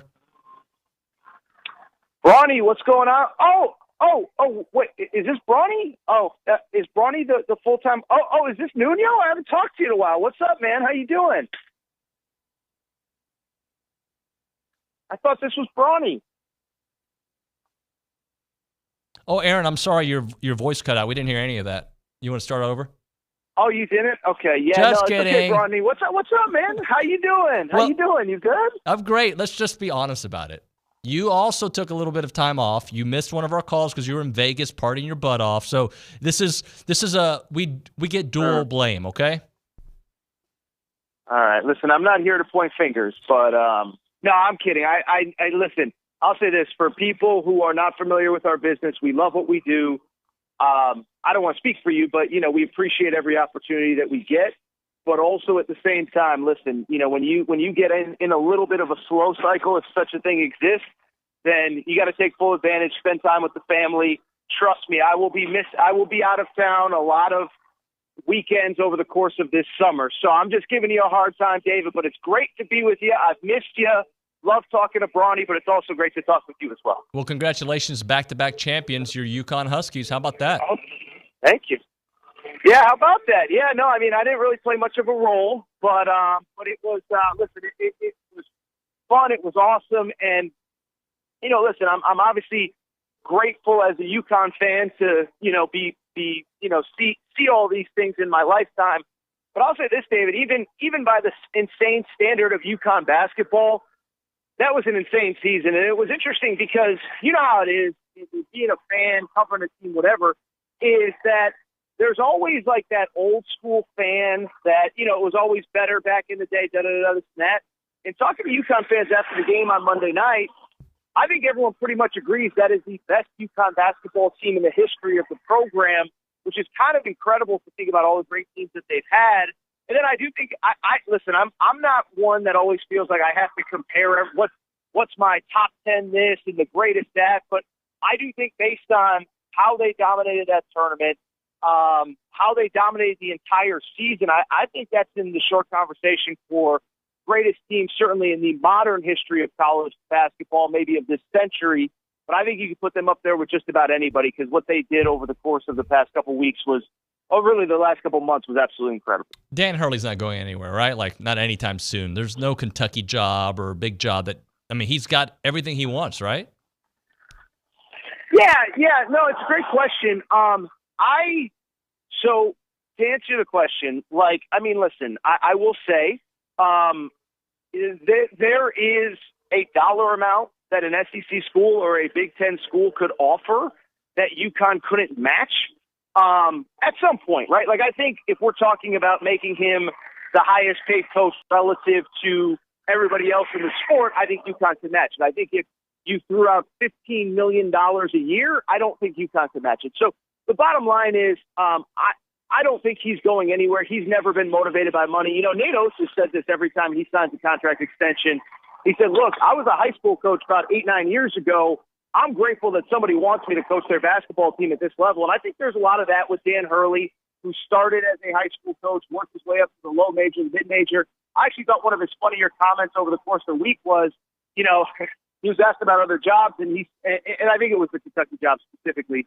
And he said, I just started making real money. He's like, I'm not ready to give it all back in a divorce. So, his wife is from the Northeast. He's from the Northeast. His parents obviously are able to be very involved with his life. I think he's happy. And listen, he's making, money that I don't think he ever imagined he would 8, 10, 12 years ago. So I feel very confident that he's not going anywhere. Not anytime soon anyway. Hey, this has nothing to do with what we normally talk about, AT, but I just saw on Twitter and I went to TMZ, O.J. Simpson has passed away after a fight with cancer. I guess his family tweeted it out from his account. So the juice is no longer with us. Not to necessarily break it down, but it's just breaking news that just came down here a few minutes ago. That's crazy. I did not see that. It's funny. Right before we got on, I saw something flash from his Twitter account, and I didn't really know. I didn't look at it, to be honest. That's crazy. Listen. All I'll say is we know what happened, and what he's been accused of, and what he was part of, and what he was found guilty of, and all that stuff. But it's always sad when somebody loses their dad or their grandfather or whatever. And on the football field, he was obviously an all-time great. So I know you weren't really asking for commentary. I don't really have much to add beyond that.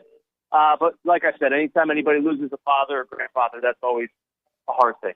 So I feel like this Arkansas-Cal move is really a win for all scenarios out there, right? So potentially Kentucky will go get Scott Drew, let's say, in this scenario.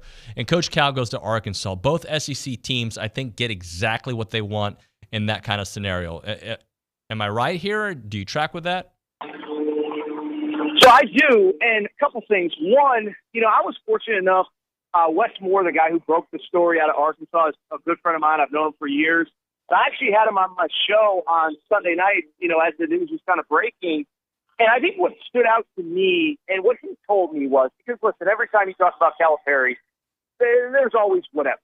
But I bring it up because what he said to me, why this was so important for Arkansas is Eric Musselman obviously elevated them to a level that we haven't seen in 30-plus years. And I think there was a fear of, are we going to just go back to the pits? Are we going to go back to the bottom of the SEC? And you can criticize Calipari for not living up to the standard of his first few years on that job. But at the same time, listen, I keep going back to this. Kentucky, in the tournament was disappointing, no doubt. But he just finished second in what we all believed was the toughest ever SEC that we've ever seen in basketball. And so the guy, listen, is he throwing, to use a baseball analogy, is he throwing 98 on the corners anymore? No. But is he still capable of doing the job? Yes. And then I'd also add this, David, too. You mentioned it from the Kentucky perspective, they're going to be fine. But also from Cal's perspective, listen, I thought, I know everything he says is bulletin board material, lightning rod stuff. I thought his statement that he released Tuesday afternoon was about as perfect as it could be. He said, look, I think some messaging has worn a little thin. I think this program needs a new voice. He said, but I love coaching young men. And that really resonated with me because I'll be honest, as I saw this unfold over the last couple months, and, I was the guy the night of the Oakland game that he should resign. He's not capable of doing the job anymore. But seeing that statement, it really struck me as like, you know what? This guy's still in his early 60s. He's been coaching basketball since he was probably 19, 20 years old. And if he wants to keep coaching because he loves the job and somebody is willing to pay him to do it, who am I to say that he needs to retire or he needs to step away or whatever? So those are my two big takeaways. But they jive with exactly what you just said, which is I think this is going to work out well for everybody. I'm fascinated to see what happens with the Kentucky search. I'll be fascinated to see what happens if it goes beyond Scott Drew. But I do think Scott Drew is probably going to be the guy. But I do tend to agree with you. I certainly agree with you, as a matter of fact. I think it's just the best for everybody. Everybody gets a fresh start. Arkansas is relevant. Kentucky's always going to be relevant. It's good for college. It's good for college hoops. It's good for both of those programs. AT, let's close out with a football question. I think we have some spring games this weekend. Yeah. Jalen Milroe in Alabama. We'll get to see the Kalen DeBoer era. How intrigued are you by what the new look Bama is going to be? Yeah, it's crazy. I always tune into these spring games expecting to learn something, and then usually the starters are out after a series or two. But listen, I mean, it's amongst the most interesting stories in the sport. I believe Ohio State has its spring game too. And listen, kind of a put up or shut up year for Ryan Day. Obviously, we all think that, the collective really came to bat for him to get the Caleb Downses and the Quinshon Junkins of the world.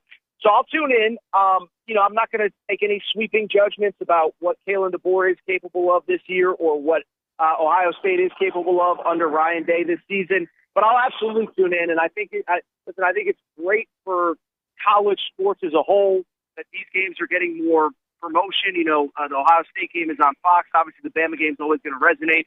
So, yes, to answer your question, I'll tune in. I'm excited about both eras, but I promise I will not be there on Saturday afternoon tweeting out hot takes if Jalen Milroe goes 7 for 12 in the spring game and doesn't throw a touchdown pass. Aaron, I appreciate you, brother. I'll try not to. I can't promise. I'll try not to, though. Hey, anything we need to know about Aaron Torres online that you want out there?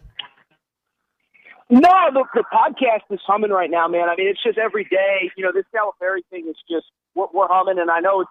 But I still think it clearly matters to A&M fans what is going on in the world of basketball. So a lot of basketball will start to transition back into football. But this Calipari thing just caught all of us off guard. So it's been a busy couple weeks, a fun couple weeks, and I know we got to go. So I appreciate you, Dave. Thank you, AT. Talk to you soon, brother. Thank you, man. Appreciate you. Later, man. Aaron Torres trying to do a jokey joke on me. Doesn't work. I just reverse it on people. All right, let's talk Caldwell Country Chevrolet. You can find them at Highway 21 in Caldwell, online at caldwellcountrychevrolet.com. When you're looking for a vehicle, like yesterday, we had a long drive. We had to go back and forth. I had brought some people in my car to the Woodlands area. Long drive, you know what I mean, like an hour drive. And it's so nice to have that Tahoe, to have the space, to have the bigger vehicle, to have space to go back and forth, and people having the leg room and all that. That's a personal choice, right? But for a big family like ours, when we have to go places, it's nice to have a bigger vehicle. And when we were going through the process, we reached out to Caldwell Country Chevrolet, and we tried to talk about what some options are, Suburban, Tahoe, different kind of vehicles, right? And it was an awesome experience. They found us the right car that made sense for our family at the right price point, at the right trade-in value for the car that we were taking back to them. And the whole experience was pleasant, and we're so happy with working with Caldwell Country Chevrolet. They are the best when it comes to buying a vehicle in this area because of their customer service, great pricing, and great people there that work in the area. It is about a 15-minute drive, the very edge of Bryan to the beginnings of Caldwell. Short conversation away, but you'll see the difference when you step on the lot and do business with the great people there at Caldwell Country Chevrolet. Highway 21 in Caldwell, online, caldwellcountrychevrolet.com.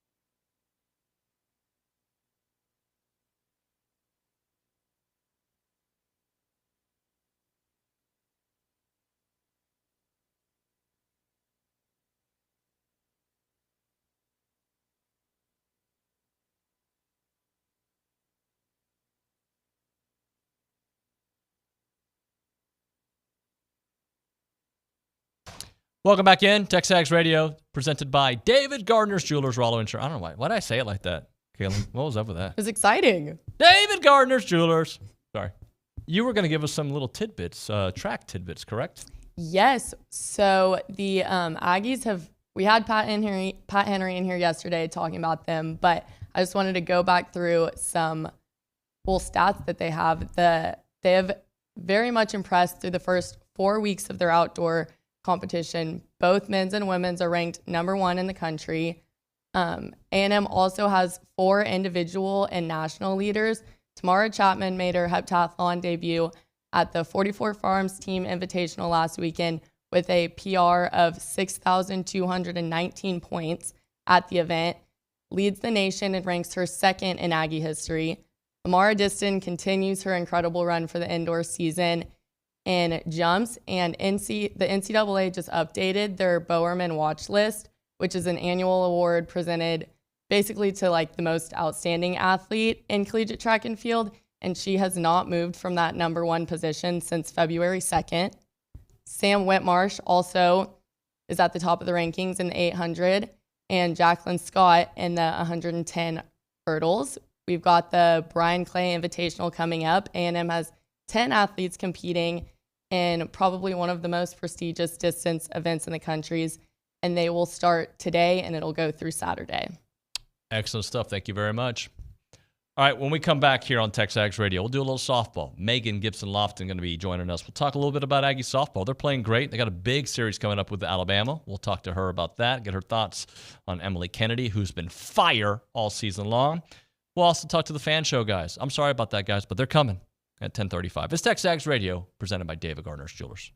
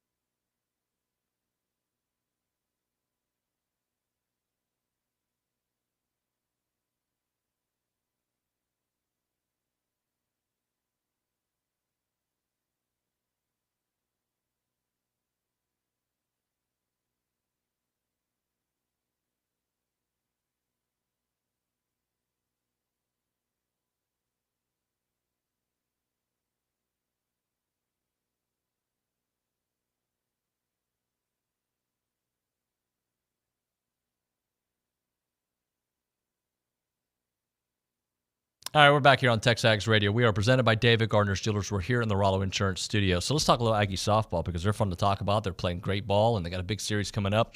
Our next guest is a 4-year letterman. She played under Coach Joe Evans, obviously. A rare 3-time National Fast Pitch Coaches Association All-American and one of the most decorated players in A&M softball history. We go to the hotline. We're joined by Megan Gibson Loftin here on TexAgs Radio. Megan, good morning. How are you? I'm good. Thank you. Thanks for having me. Thanks for coming on the show again. I guess let's just talk about Trisha Ford in year 2, how impressed you are with not only the success that they're having, but the direction it feels like this program is going.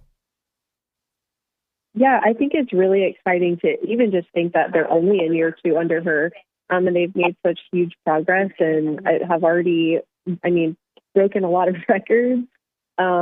Honestly, I think they're on such a great path. It's really exciting to be an alumni, and just really exciting to get to watch them as well.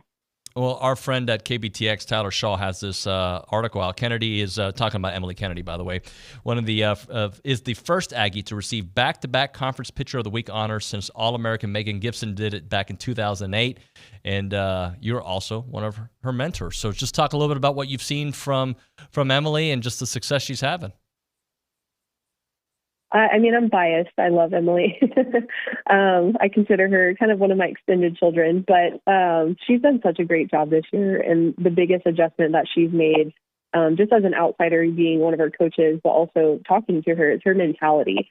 And honestly, that's what I've been telling her since I've known her is the one thing that would help her or hurt her, and I love that she's really committed to it and committed to making herself better. And it's showing now on the field, and everybody's getting to see the Emily Kennedy that, I've known she could be. And I think it's great that she's on the path that she is. And I know Coach Ford's helped her so much with that as well. What stands out, like when she's on the mound in the circle that makes her so effective? I think it's her presence. She's already 6'2", which, God blessed her with that. But, I think it's just her presence, and you can really just see it in her face. And I don't know if that's just me knowing her and, knowing when she's feeling good about herself, but it's really just, kind of her demeanor on the mound and not allowing, the little things to affect her. I think in the past she would get frustrated because she wants it so bad. She would get frustrated, whether it be the umpire not giving her the call she wanted or just her not getting the outcome she wanted. And I think that's the biggest adjustment that she's made this year. Well, and when you have someone like her that you can go to, doesn't it make everything just easier, not only for Trisha, but just for fielding purposes, for, the offensive side of things, that you just, when you've got that there behind you, you're good. Absolutely. It's kind of like having a hidden weapon at all times in your back pocket, even though teams are going to know that she's a part of that staff. When these other pitchers, on the Aggie staff, they've been doing such a great job too. But, allowing her to get the rest that she needs and then have her in your arsenal in your back pocket if you need her and you need to go to her. I think, as an opposing team, kind of looking in, it's like, kind of, oh, dang, they have her, Mm-hmm. So when she's not starting the game and these other Aggie pitchers are doing such a great job getting the outcomes that they need, and, she is always available to have. So Jasmine Hill earns SEC Player of the Week honors this week, and she was phenomenal, 5 of 8 from the plate. She had a double, a triple, 3 walks while driving in 3 runs, scoring twice in that series over Kentucky, and her defense has been on display as well. I will say this Aggie defense in the outfield have been so phenomenal all year, and it starts and leads with your center fielder, Jasmine Hill. Not only is she getting the recognition offensively, but I think her defensive skills kind of get overlooked. But she's such a good outfielder, and she is such a great hitter. And I do think she leads the Aggie offense. Kind of how she goes is how the team goes. And she's a great hitter, and she's good enough to kind of withstand that and withhold that. Beyond Jazz, just talk about the offense overall. What makes them an effective offense that seems to, especially capitalize on those days that Emily is just doing phenomenal? They have the ability, they have speed throughout their lineup, which I think is so fun as a coach. Speed never has a bad day. So they have speed all throughout the lineup. They have their big boppers, their big hitters. So, I mean, honestly, you get the speed on, and it takes a lot of pressure off of your big hitters at the same time, because you just have to really put the ball in play and let them do what they're going to do. I do think it's fun to watch the big hitters come into play. You have Trinity Cannon, as well as Jasmine Hill and Julia Cottrell. You have kind of all of these big hitters. You also have Kramer Eschay, who hit her first home run last weekend, which is fun because she's a triple threat. She's normally your gap-to-gap hitter, but you have these kids that have the ability to hit the ball out of the ballpark. But you also have these speedsters that, kind of set the tone for your offense too. Well, and another defensive gem that they have out there, Allie Enright, she's looked phenomenal as well. Oh, yeah, absolutely. Can't forget about Allie. She, I've never seen a kid hit so many opposite field home runs, which is so awesome as a hitter. It's not usually a powerhouse for a right-handed hitter to go opposite field a lot, but she does such a great job. From a pitching perspective, it's not just Emily. Emily's obviously been the key cog there, but they are ranked 17th in ERA, top 12 in shutouts, 14th in strikeouts. Are there any other hurlers that kind of jump out at you? Yeah, it's kind of the duos of the Emily, as well as Shaylee Ackerman. I know they got a really good game a couple of weeks ago out of Vestal as well. She's a spinner, and I think they all just complement each other so well. They're all so different. Emily Levitt has a great changeup, great rise ball. Shaylee Ackerman is going to be more down in the zone with her drop ball. And then Vestal, she's going to be more of a curve and a spinny type pitcher, not going to be overpowering. To me, they all complement each other because you throw Emily Kennedy in there, and she's more of a powerhouse. She has developed a changeup, but she throws so hard that the other three, really just complement her and complement each other. I think, as an opposing offense, it makes it really difficult to prepare. One of the things that I think is apparent when you watch them is they have this ability to win these pitchers' duels, right? More often than not, you feel pretty good that if it's going to be a tight game, they'll find a way. Yes, absolutely. And I think, last Sunday they lost kind of a heartbreaker, and the last few losses that they've had have been really heartbreakers. They could have gone either way, and I think that's an testament to their pitching staff, that they're keeping them in these ball games and limiting runs and limiting the offenses and doing what they need to do. They're 9th in RPI. Do you think they've played themselves into a spot of possibly being a host there in the tourney? I absolutely think that they have. Their strength of schedule early on in the season, I think, was not the hardest, but still in a really good position to put yourself kind of where they are right now. The SEC, is always a dogfight, and where they're sitting right now, their remaining schedule in the SEC, they have Alabama this weekend. They have Ole Miss, their last home series, and then they close out with Florida. Those are all really tough opponents. But I think, if they can win at least 2 of the next 3 series and not get swept, they're going to be in a great position going into postseason. Are they ahead of schedule in your mind, like where a second-year program should be?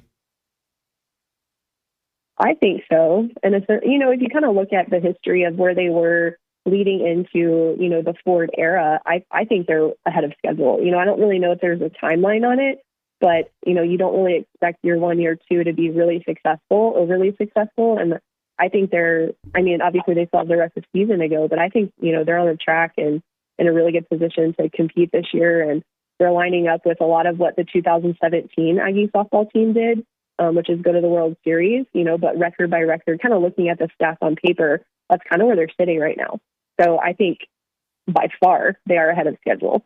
Well, I think this will be a good follow-up, too, because I heard Trisha at her press conference on Tuesday talk about this team still has another level that they can get to this season. This is not in the future.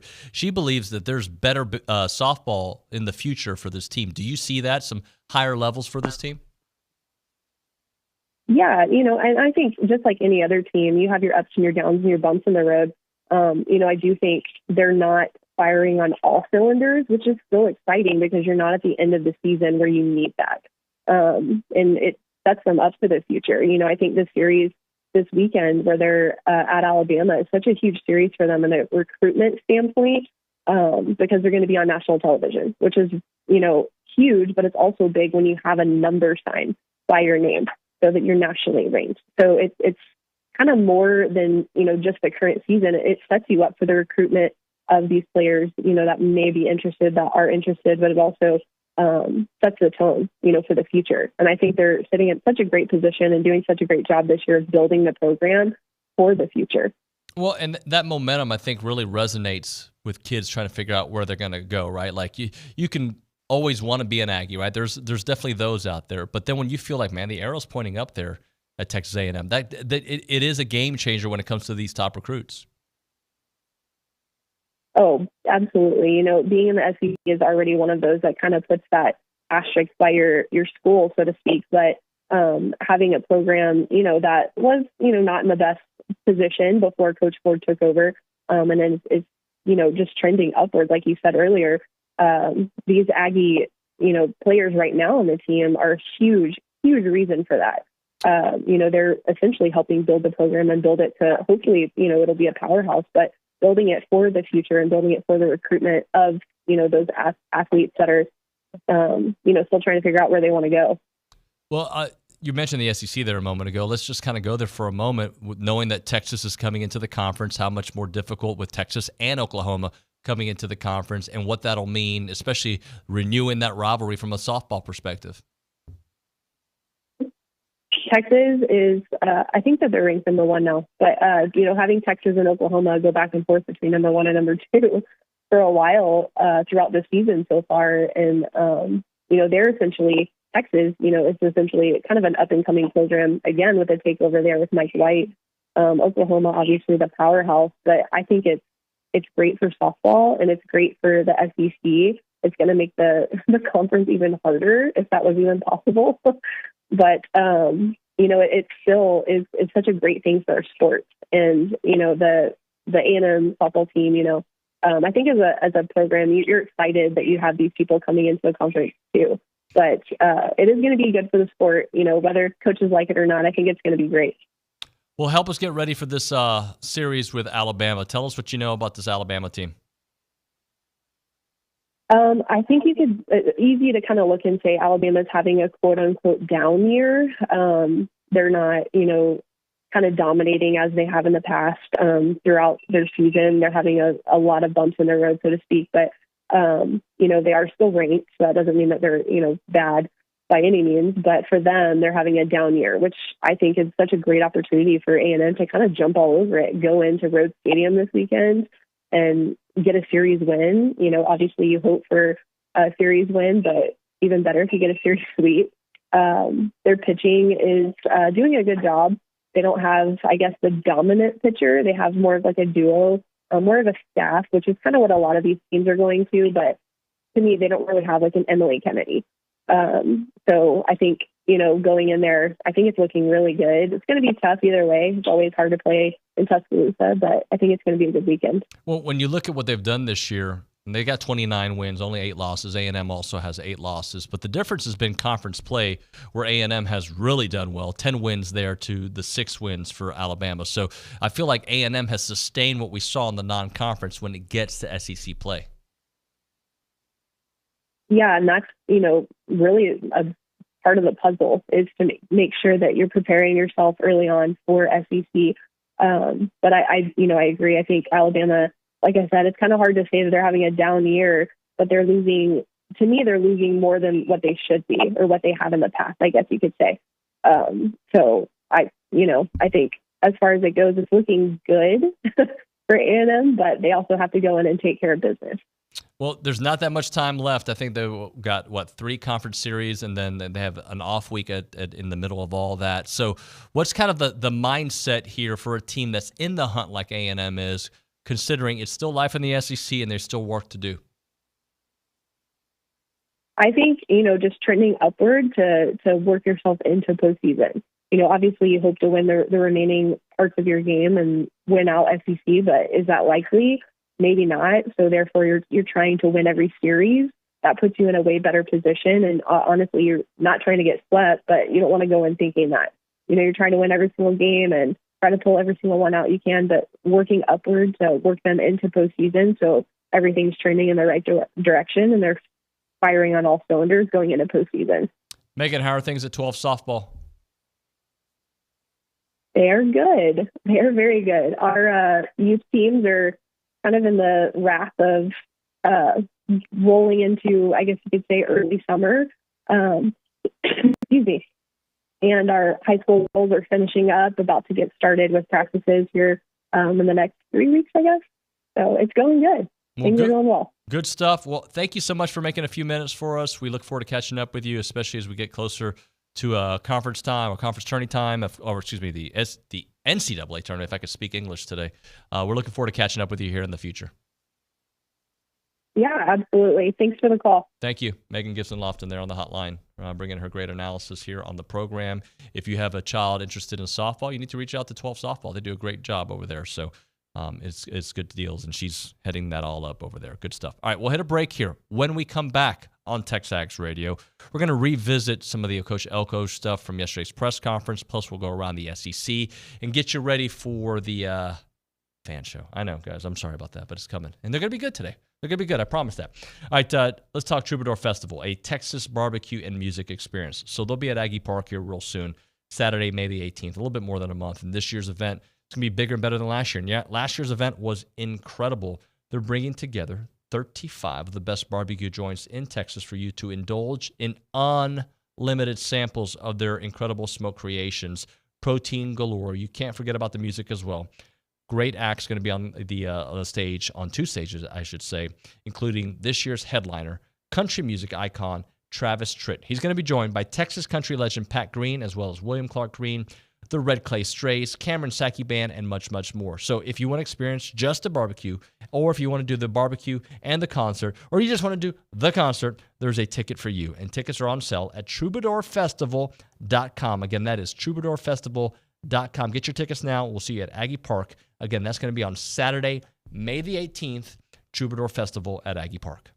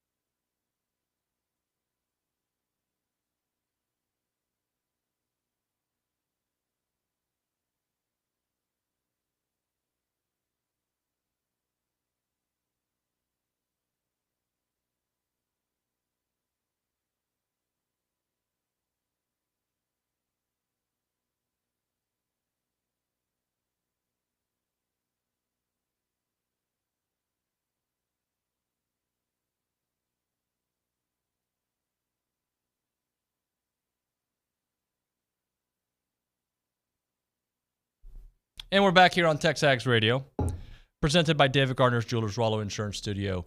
Let's check in with Nick Savage. Nick, you are our softball expert. What do you think about this weekend against Alabama?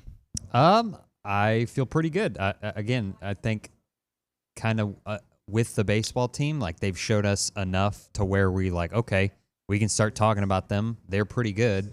So, similar deal. I think if you can go take one on the road and come home, you'll be feeling pretty good about the series. But if you can take two, then you're feeling really, really good. And I think throw up those standings there. We'll take a look at this. They're in the upper third of the SEC, and yeah, look at that. You take one, on the road, you're 11-7.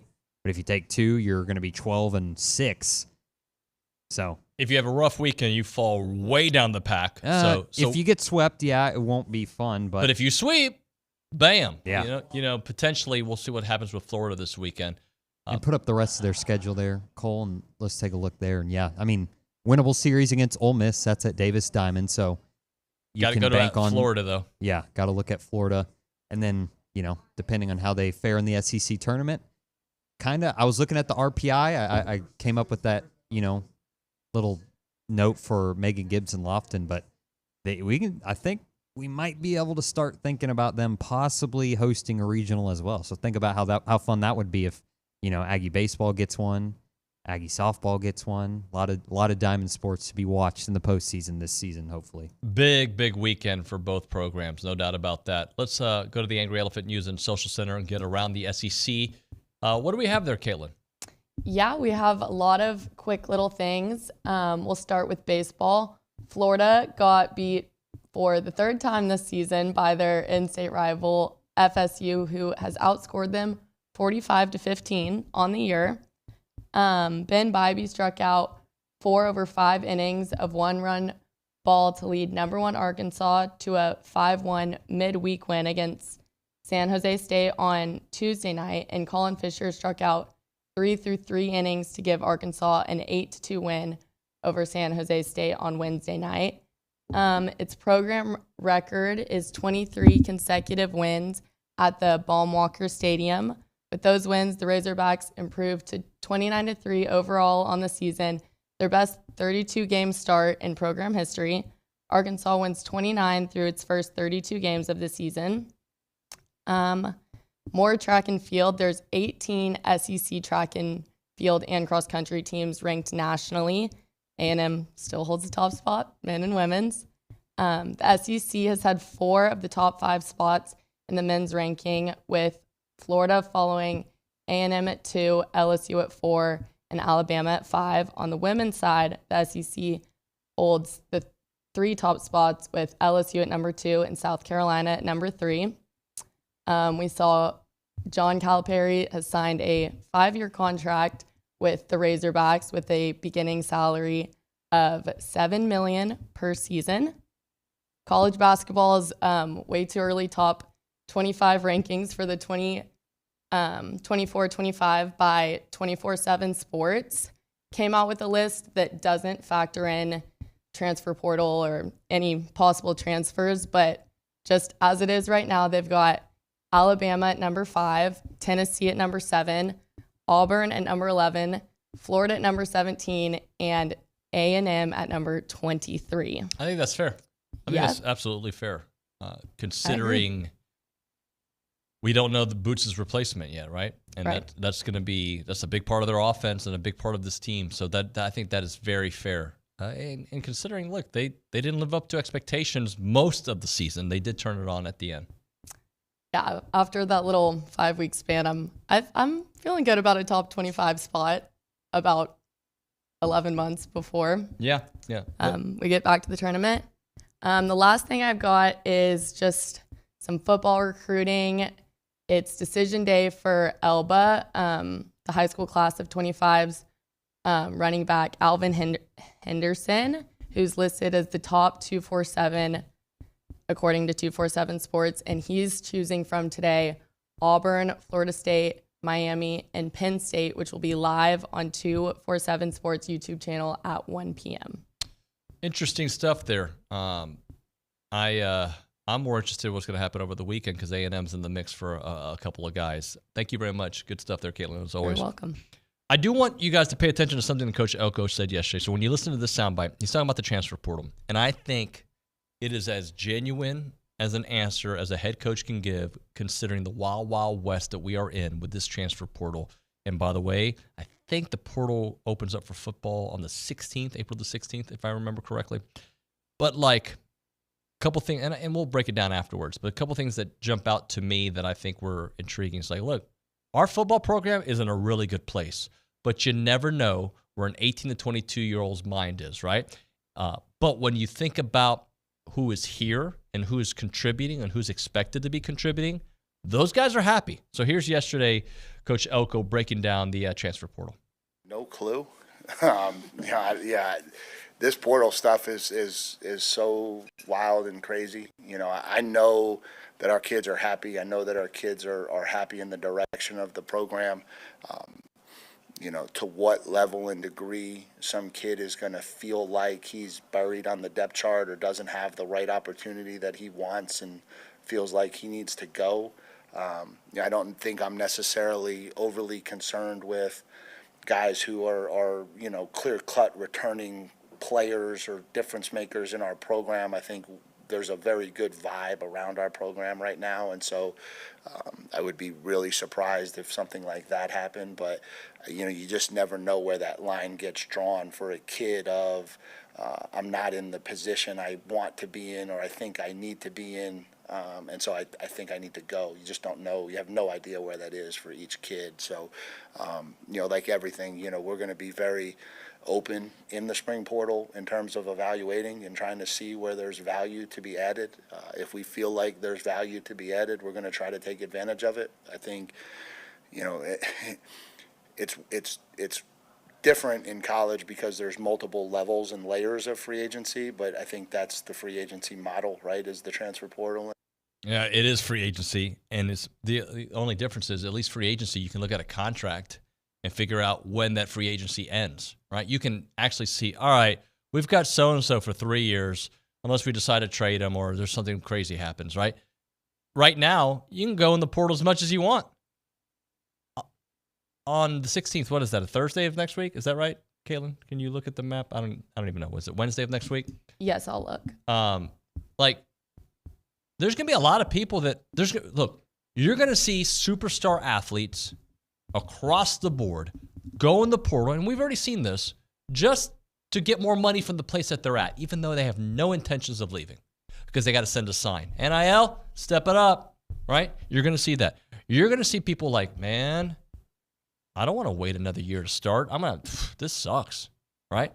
Or, man, this coaching staff, I don't know if I jive with them the way I can't show up late to meetings. I'm not saying that's happening at A&M. I'm saying that's happening everywhere, right? And that's the reality of the situation. And it's worse because at least when you have the one transfer, you know, like you're like, all right, but now you can just you can transfer now. And then at the next window, be like, I'm going to transfer back to where I just was. I like it there. It's cool. You're allowed to do whatever. And they're also giving more power to the universities when it comes to NIL. Like we thought it was the wild, wild west before. It's going to be even more of a wild, wild west moving forward. And I see chaos. Now, I don't necessarily see chaos for Texas A&M. I'm just saying in general, and we just got to, instead of complaining about it, you just got to have a plan to adapt to it. We can complain about it, right? Like we can be like, I don't know what we're going to do, man. Like, can I count on this guy being here in a few months? No, you can't. Like, you can count on him when the window closes, but then you're constantly re-recruiting. Like, if there was a time I thought a college job would be better than a pro job, way less stress. Yeah, you're dealing with millionaire. Oh, by the way, you're doing that with college athletes as well in some cases. All right, we'll talk about that here in a few. We're also going to talk some Aggie baseball with the fan show guys. We got a lot to get into, but right now, let's do this. Let's open it up to the caller, shall we? Caller number one, we're going to give you a free car wash from Aggie Land Express Car Wash in South College Station. They're off of William D. Fitch in Greens Prairie. They're Aggie-owned and operated with the friendliest staff and a personal touch. They offer a monthly membership, but we'll give the first caller a free car wash right now from Aggie Land Express in South College Station. Call them up, 979-693-1150.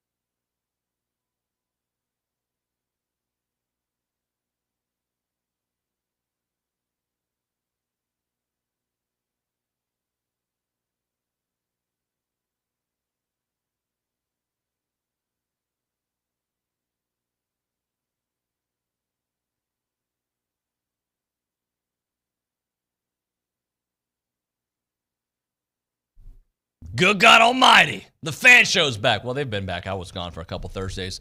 Welcome back to TexAgs Radio. We are presented by David Gardner's Jewelers, Rollo Insurance Studio. This is the fan show presented by Girard Construction, custom home builders for the Brazos Valley since 2002. They don't just build homes. They build relationships. You knew that, right? No, I've heard that. Yeah. I've heard that a time or two. You can learn more, by the way, if you haven't checked out the website, girard-construction.com. Shout out to Kelly Adams, who's not here with us. Matt Browning, hello, sir. Good morning, David. Welcome back. It's been a minute. We hadn't seen you in a while. No, 2 weeks. You've been taking off on Thursdays. I had 2 Thursdays off because I had soccer He stuff. he wanted to take off so he didn't have to do the fan show for 2 weeks. No, I think the fan show is the easiest time for me because I can just make sure I get all the hate mail that comes in. Yeah. And it occupies my time on the Kind show. of does itself, really. Yeah. Oh, by the way, Philip Barga's first time on the program. Hello, Philip. Howdy, good morning. Hey, are you familiar with the Angry Elephant News and Social Center? I've heard of it, yes. You've got Bigger fan, yep. the nice top on I right do, there. thank you. Yep. Yep. Shout out to Greg Jasper out there. All right, gentlemen. By the way, Philip is a dear friend of mine who's joining the show now.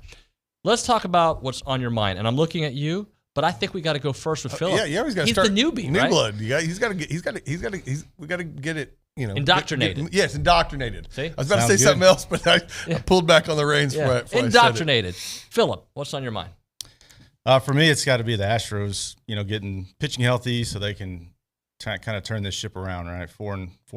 It's kind of a rough start, but they'll figure it out. Only 150 more to go. So. Am I allowed to do some inside baseball with you? Sure. Try me. All right. How about this?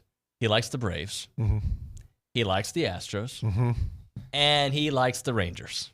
Oh. Yeah, but this didn't start last week. No, I know. It's a lifelong. Yeah. Yeah, he's allowed. He has. But your number one team is the Braves, right? Right. Wow. Because I grew up a kid that TBS. loved pitching, and I grew up watching the Superstation. Yeah, I mean that's all. Hey, that is true. We all did. Every kid in America got to watch the Braves growing up. We watched because of Ted Turner. But interestingly, we did, and the Cubs too. Yeah, always had the Cubs. That's true. We did have the Cubs. But I don't think this part of the country was as into the Cubs as I think it's got to be a Southern thing, right? I mean, because I watched the Cubs too, because they were on during the day, they didn't have lights, and so that was fun. The Braves had more star power in my youth. Yeah, right? It's gonna be fun getting him and Kelly on at the same time. Where you start with Astros and he starts with Ranger stuff every week. Oh, shoot me! All right, Matt, what's on your mind? Oh, buddy, hey, I've got some. Well, I've got an Aggie baseball take, but I've got to say that I love Masters Week. Okay. I love Masters Week. I'm a golfer. Love golf. Not very good at it, but my first job when I moved to College Station back, 97 was Brian Muni, the old Muni course. Yeah. Nice. Worked there for 2 years and then moved over to Briarcrest back when it was still a country club. And so got the golf bug all those years ago. And the Masters Week is always the beginning of the golf year. Now, we play golf year round here, but the rest of the country, especially up north, this is when they start. This is when their courses are finally melted and they're starting to play golf. And it's a beautiful thing. So and right now the weather's still great to get out and play, and so I'm loving Masters Week. I'll be watching it. Don't have a favorite in this one, but just gonna go and try to get drinking as much of it as I can over the weekend, along with some big time Aggie baseball. So huge series this weekend. Tell us a lot about this team. I think we know a lot about this team right now. To go from, to see Appel go hit 3 home runs. And to add, think about what do you do if you're an opposing team now? And you're looking at a start of Grahovic and Lavalette to Braden to now Jackson Appel, who's on fire. And then even Hayden more Schott, got Schott and Teddy Burton all right behind them. It's gonna be a sick, man. That's crazy. You got to hit them. Yeah, you got to hit the leadoff guy. You got to hit the leadoff guy, and then you pitch. If you're Vanderbilt, you just drill the leadoff guy as hard as you can. You hit Gavin Grahovic to pitch to who? Well, at least you make him nervous a little bit, right? That's the idea. I don't want him to get hit. I'm just telling you that's a good idea. The baseball idea. Well, let's get into. Can you believe in this? I know you believe in them, but are you allowing yourself to enjoy this belief and really see man, this is another College World Series type team? Can you believe it at this point, or do you still have to see more? Philip, start us off. No, absolutely. It's like Bull Durham, right? Simple. You throw the ball, hit the ball, catch the ball, and they do all of those very well, especially hitting the ball. And so, Tuesday kicked it around a little bit. That's not going to continue. And so, but with the pitching that the guys can do, and of course the hitting, the lineup you just mentioned, how can you not, right? And plus, a lot of them already have experience getting to Omaha, and of course Schlossnagle and all his brilliance. Like I think it's fun to watch, and we have a good year ahead of us. Yeah. The BAS in that question is palpable, but yes, I do think I'm. Why not buy in? This is fun. It's a blast. This is one of the best. This is one of the best teams. Aggie. One of the actual team sports. This is one of the best teams I've seen us have in my lifetime. Mm-hmm. To this point in the season, they are absolutely fantastic. They're a blast to watch. Yeah, I'm bought in. It's baseball. Anything can happen in baseball. Let me ask you this about BAS, because I think it's an interesting. I think a lot of times people do BAS, so they aren't as disappointed when things go south. That's exactly why they do it. Mm-hmm. But you're going to be disappointed anyway. So does it really? Oh, but I knew it was coming. I knew. You're still. How many times have we? There are degrees of BAS, and that's okay. Yeah, I mean, we just have to talk about it, get it out. You get it out, but like to me, like, and I have it right. But I don't think you. Jim Schlossnagle is a different breed of coach, right? Yeah. Like he's got different types of players in there. It does not mean you're going to win the College World Series every year or go to the College World Series every year. But he is exactly what we want for our football team. What we want Coach Elko to be is a guy that you believe in more than midway through the season. You're like, yeah, they're still one of the top 5 teams in the country, and that's all you can ask for. Yeah, I mean, with Schloss, it's one of those things where like we go in the season going, okay, we're going to be good. It's like just that automatic belief. It's a strange thing that you get. It's like. I hate to go back, but I use my own fanhood. I mean, as a longtime Spurs fan for all those years, I don't watch them anymore. I'm done with the NBA. But I mean, you always believe that they're going to be good this year. You had never had that doubt. Now, and also as a Cowboys fan, I don't have that same belief, and I haven't had it since '96. So it's funny, how those beliefs come. But when you look at the Aggie side, I have no idea what to expect from football right now. It's everything. That's all still up. But you're allowing yourself to believe, right? Oh, I'm allowing myself to believe because I'm seeing some really good things happen. But there's more to football than just that. Jimbo is really good at the offseason as well. Right. So I'm allowing myself to believe in that. But baseball, I'm seeing the proof is in the pudding, and it's on the field. It's literally on the field. They have been outstanding since the first pitch of the season all the way through now. And man, jump on board. This is a blast to watch, and don't let your BAS get in the way. Philip, what questions do you still have about this baseball team? I think my main thing is just making sure we don't wear out Aschenbach, because he seems to have a bit of a rubber arm, which is great for that role that he plays, but just not having to go to him and rely on him every single game to get him out of trouble. Yep. Like he needs to just have some, a couple games where he goes in, throws some quality innings, and he's done, where they're not every pitch is a high pressure pitch. That's my thing. That's your okay. Yeah, I mean it's pitching. I mean it's can the pitching hold up? It's looked great so far this year. I mean, I think the starters, the bullpen have looked. I mean they've had their ups and downs, but far more ups than they have downs. But with the offense that we have, I mean it's how good do they have to be? But there's going to be times where that offense, where you're going to run into a good pitching staff with offense. I mean, it's baseball. Well, and about that offense too, like this offense is so good that Jace, he's having a great season, but he's batting .250 right now in SEC play. Mm-hmm. You can withstand that because of how good this offense is. And by the way, he'll be batting .300 here in a couple of weeks because that's the level of player that he is. Yeah. I mean, it's one of those funny things where you're going into an inning with the tail end of the lineup coming up, and you're like, cool, let's go. Right. It's not. I mean, that's one of those. That's a rare thing. You don't see that very often, and we have that in spades. So yeah, we don't have one guy that he's got to be the guy every single day, right, every single at bat. I mean, it's a whole lineup of guys. So even if Jace is batting .250, that's nothing to sniff at, just because he'll get a walk. He'll find a hole and he'll turn it around. Like you said, he'll be hitting 300 in no time. Yeah. So, Nick, if you can pull up the standings again and just kind of help set the table for this Vanderbilt series, because you got a top 5 showdown in the SEC. You got a team in Vanderbilt who's been there, done that, and they return players all the time, and they know what they're doing. You've got an A&M team that – oh, no, standing. All right, but here we go. Number 3, A&M, number 6, Vanderbilt. So we have the breakdown of this game. Very evenly matched. You get them at home, and you got your ace tomorrow. I'll let you start it off. Yeah, I mean, so to me, like every game, every day stands, on its own, right? So it's easy to, see these numbers and see the rankings and get kind of panicked about this is the most important series of the year and this and that. But I mean, the guys just have to go play. They have to worry about practice, they have to worry about, their conditioning and all that other stuff, and just get ready to play tomorrow. Tomorrow they worry about the game. They can't get too, wound up about, these numbers. They just need to go play. Win your home series, Matt. Yeah, you got to win the home series. I'd love a sweep. I'm not asking for all that. I called a sweep last week, and I got close. I got close. But you win this series. It's definitely at home. I mean, it's the most important series because it's the next. I mean, we still have Arkansas, LSU, Alabama coming. But right now, this will tell us quite a bit. So. There you go. Vandy, Alabama, Georgia, at LSU, at Ole Miss. Then you host number one, at least right now, number one, Arkansas. That's going to be a ball. Mm-hmm. And by the way, I don't know if you know this, they got a pretty good pitching staff over there. Oh, they do. All right, let's hit a break here. We've got some breaking news in the college basketball world that we can touch on a little bit. Scott Drew is saying no thanks to Kentucky. He's turning it down. So we saw him last night. We saw a lookalike last night. We Did saw you a really? guy in a Baylor top and or the green top. And I he had told the you he same didn't hair. take it. Well, he did say he wasn't going to respond. So we'll talk about that. We'll talk a little bit about some football stuff that came out of Mike Elko's press conference. That and more. You're listening to TexAgs Radio, presented by David Gardner's Jewelers.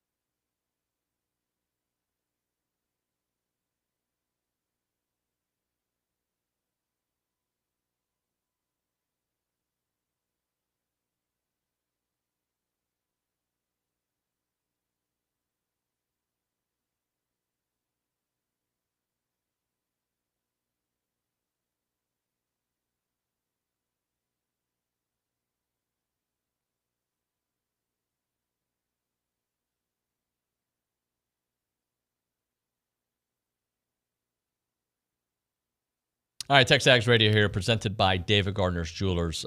By the way, David Gardner's is an exclusive College Station retailer of the original triple patent natural diamond ring wraps in all 5 styles. For 2 days only, they'll be stocked with the most styles and sizes, a vast selection of ready-to-wear home inventory. That'll be on April the 11th and the 12th. Today is the 11th, so that's today and tomorrow. Stop by and try on different sizes, make a wish list, and have some fun. If you'd like to gift wrap ring wraps to someone special, come ready with their ring size. If you don't know it, you can call the ring office. They will help you out with that. Also, want to make sure that we end the day with Double Daves. Caller number 12, 979-693-1150. We're going to hook you up with your choice of a dozen pepperoni rolls and or a large one-topping pizza from Double Daves, who've been serving Aggieland since '84. They've got your favorite pizza and world-famous pepperoni rolls with reliable in-house delivery, bringing piping hot goodness straight to your door. Just click on doubledaves.com and your favorites are on their way. Gentlemen, we had a Coach Elko press conference yesterday. We've got the spring game coming up here next Saturday, not this Saturday. How much intrigue, worry, excitement when it comes to the quarterback position under this new regime? Philip, start us off. Oh, I mean, I think the simpler offense is going to help. Offensive scheme is going to be a good thing. I mean, from everything I can tell, right, watching y'all talk to him or whatever, is that, he's a sharp guy, right? So he'll learn whatever he needs to learn.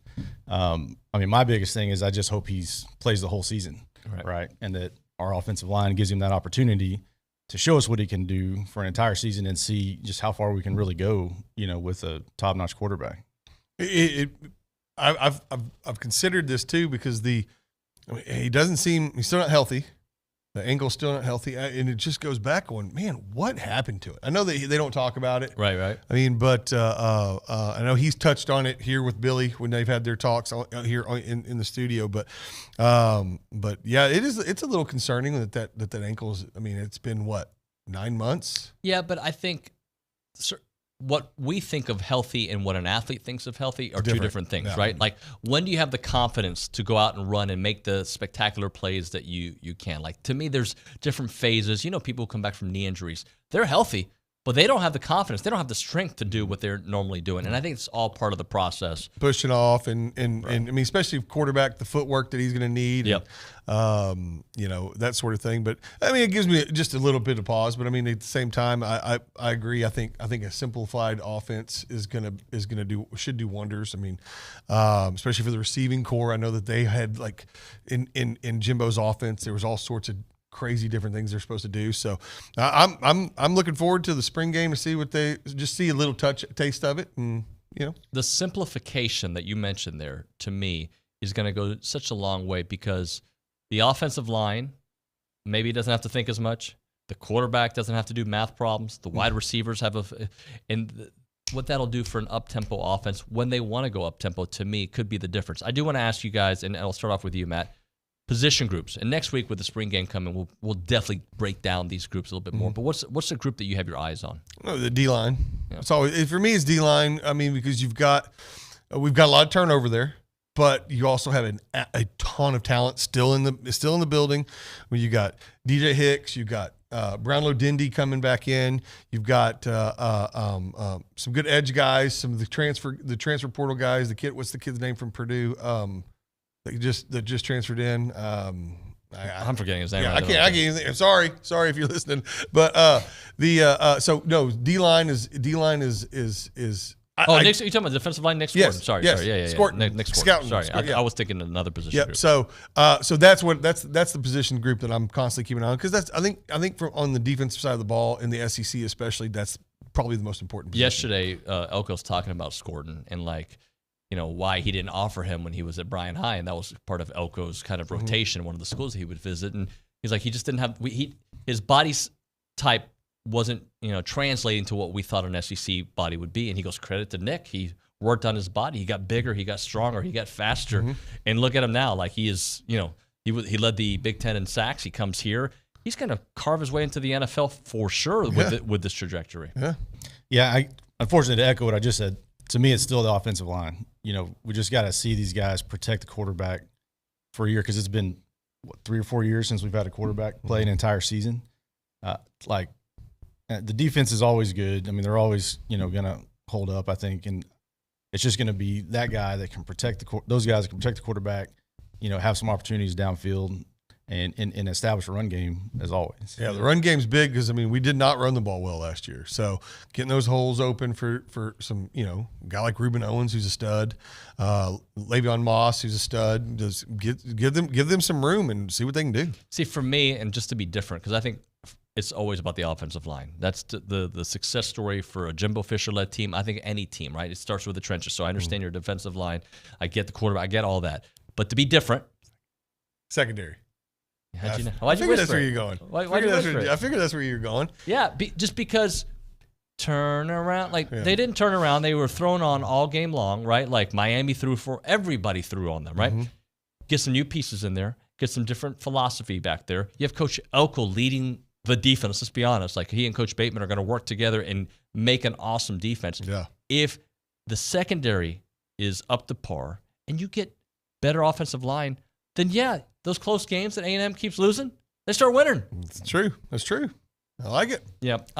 Quickly, thoughts on Scott Drew saying no to Kentucky, staying at Baylor, the basketball powerhouse. Just like I said when we were off there, I was like, I wonder what would have happened if Billy Clyde hadn't have done the same. If he'd have turned down Kentucky all those years ago, where would we be? Who knows? We'd be Baylor with a national championship, a statue for Billy Clyde. There'd be a statue somewhere. Yeah. I don't know how big it'd be, but there'd be one. I guess, why would he's in a good spot for him, obviously. And so why would you go try to follow Calipari? Whoever it's going to be, somebody that's going to just – they need a big notch on their belt, resume builder. They need somebody to who hasn't something. won a national championship. Right. Yep. Good job, Philip. Appreciate it. You enjoy it? Absolutely, yeah. It's a good time. Brownie, excellent work. As always. We didn't get any hate mail today. Oh, well, good. Not yet. It'll is the Wi-Fi off? It trickles in late sometimes. All right, gentlemen, thank you very much. Tomorrow on the program, the baseball bunch, Scott Clendenin is going to be here, obviously. We'll have J.B. Moss in studio as well, Ryan Broniger. We'll have Richard Zane. We'll have Billy Lucci. We'll have Olin Buchanan. Thanks to all of you who have been listening today and watching wherever you're watching from. We will catch up with you mañana.